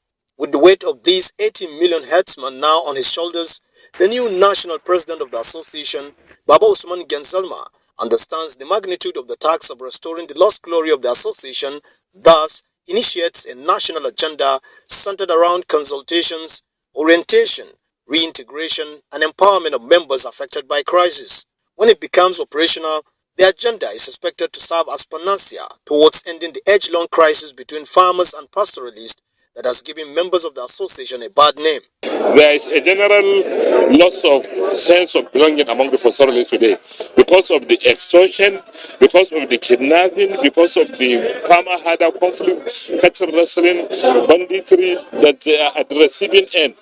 Instead of seeing them as victims, the generality of the country sees them as criminals. Our members are not criminals. Governor Mai Mala Buni, who congratulated the new leadership of the association, also tasked them to intensify efforts in sensitizing the nomads on the need to obtain bank accounts following recent monetary policy by the Central Bank of Nigeria. A bona fide indigene of Yobe State, Baba Usman Gensalma, who is also the special advisor to Governor Buni on agriculture, is the first citizen of the state to occupy the exalted seat of the association in Nigeria. In Damaturu, Yunusa Suleiman, NTA News. And from Damaturu, we head to Imo State, where Governor Hope Uzodinma has commended the police command in the state for its quick intervention in the attack on the headquarters of the Independent National Electoral Commission, Owerri. Kate Osonwa reports. Hope Uzodinma, who visited the INEC office for an on-the-spot assessment, describes the incident as a threat to democracy. While commiserating with the Nigerian Police Force Imo State Command over the loss of 2 officers to the attack, the governor says efforts will be intensified to forestall such acts. INEC does not take this action at this point and stage of our election. INEC should be supported by all our sundry.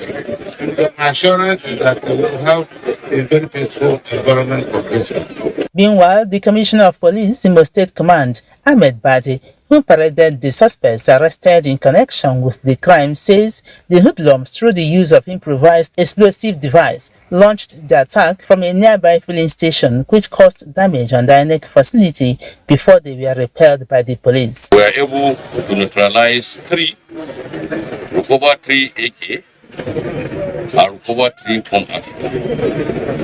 For some of the IEDs, and in fact, about 4 of their vehicles.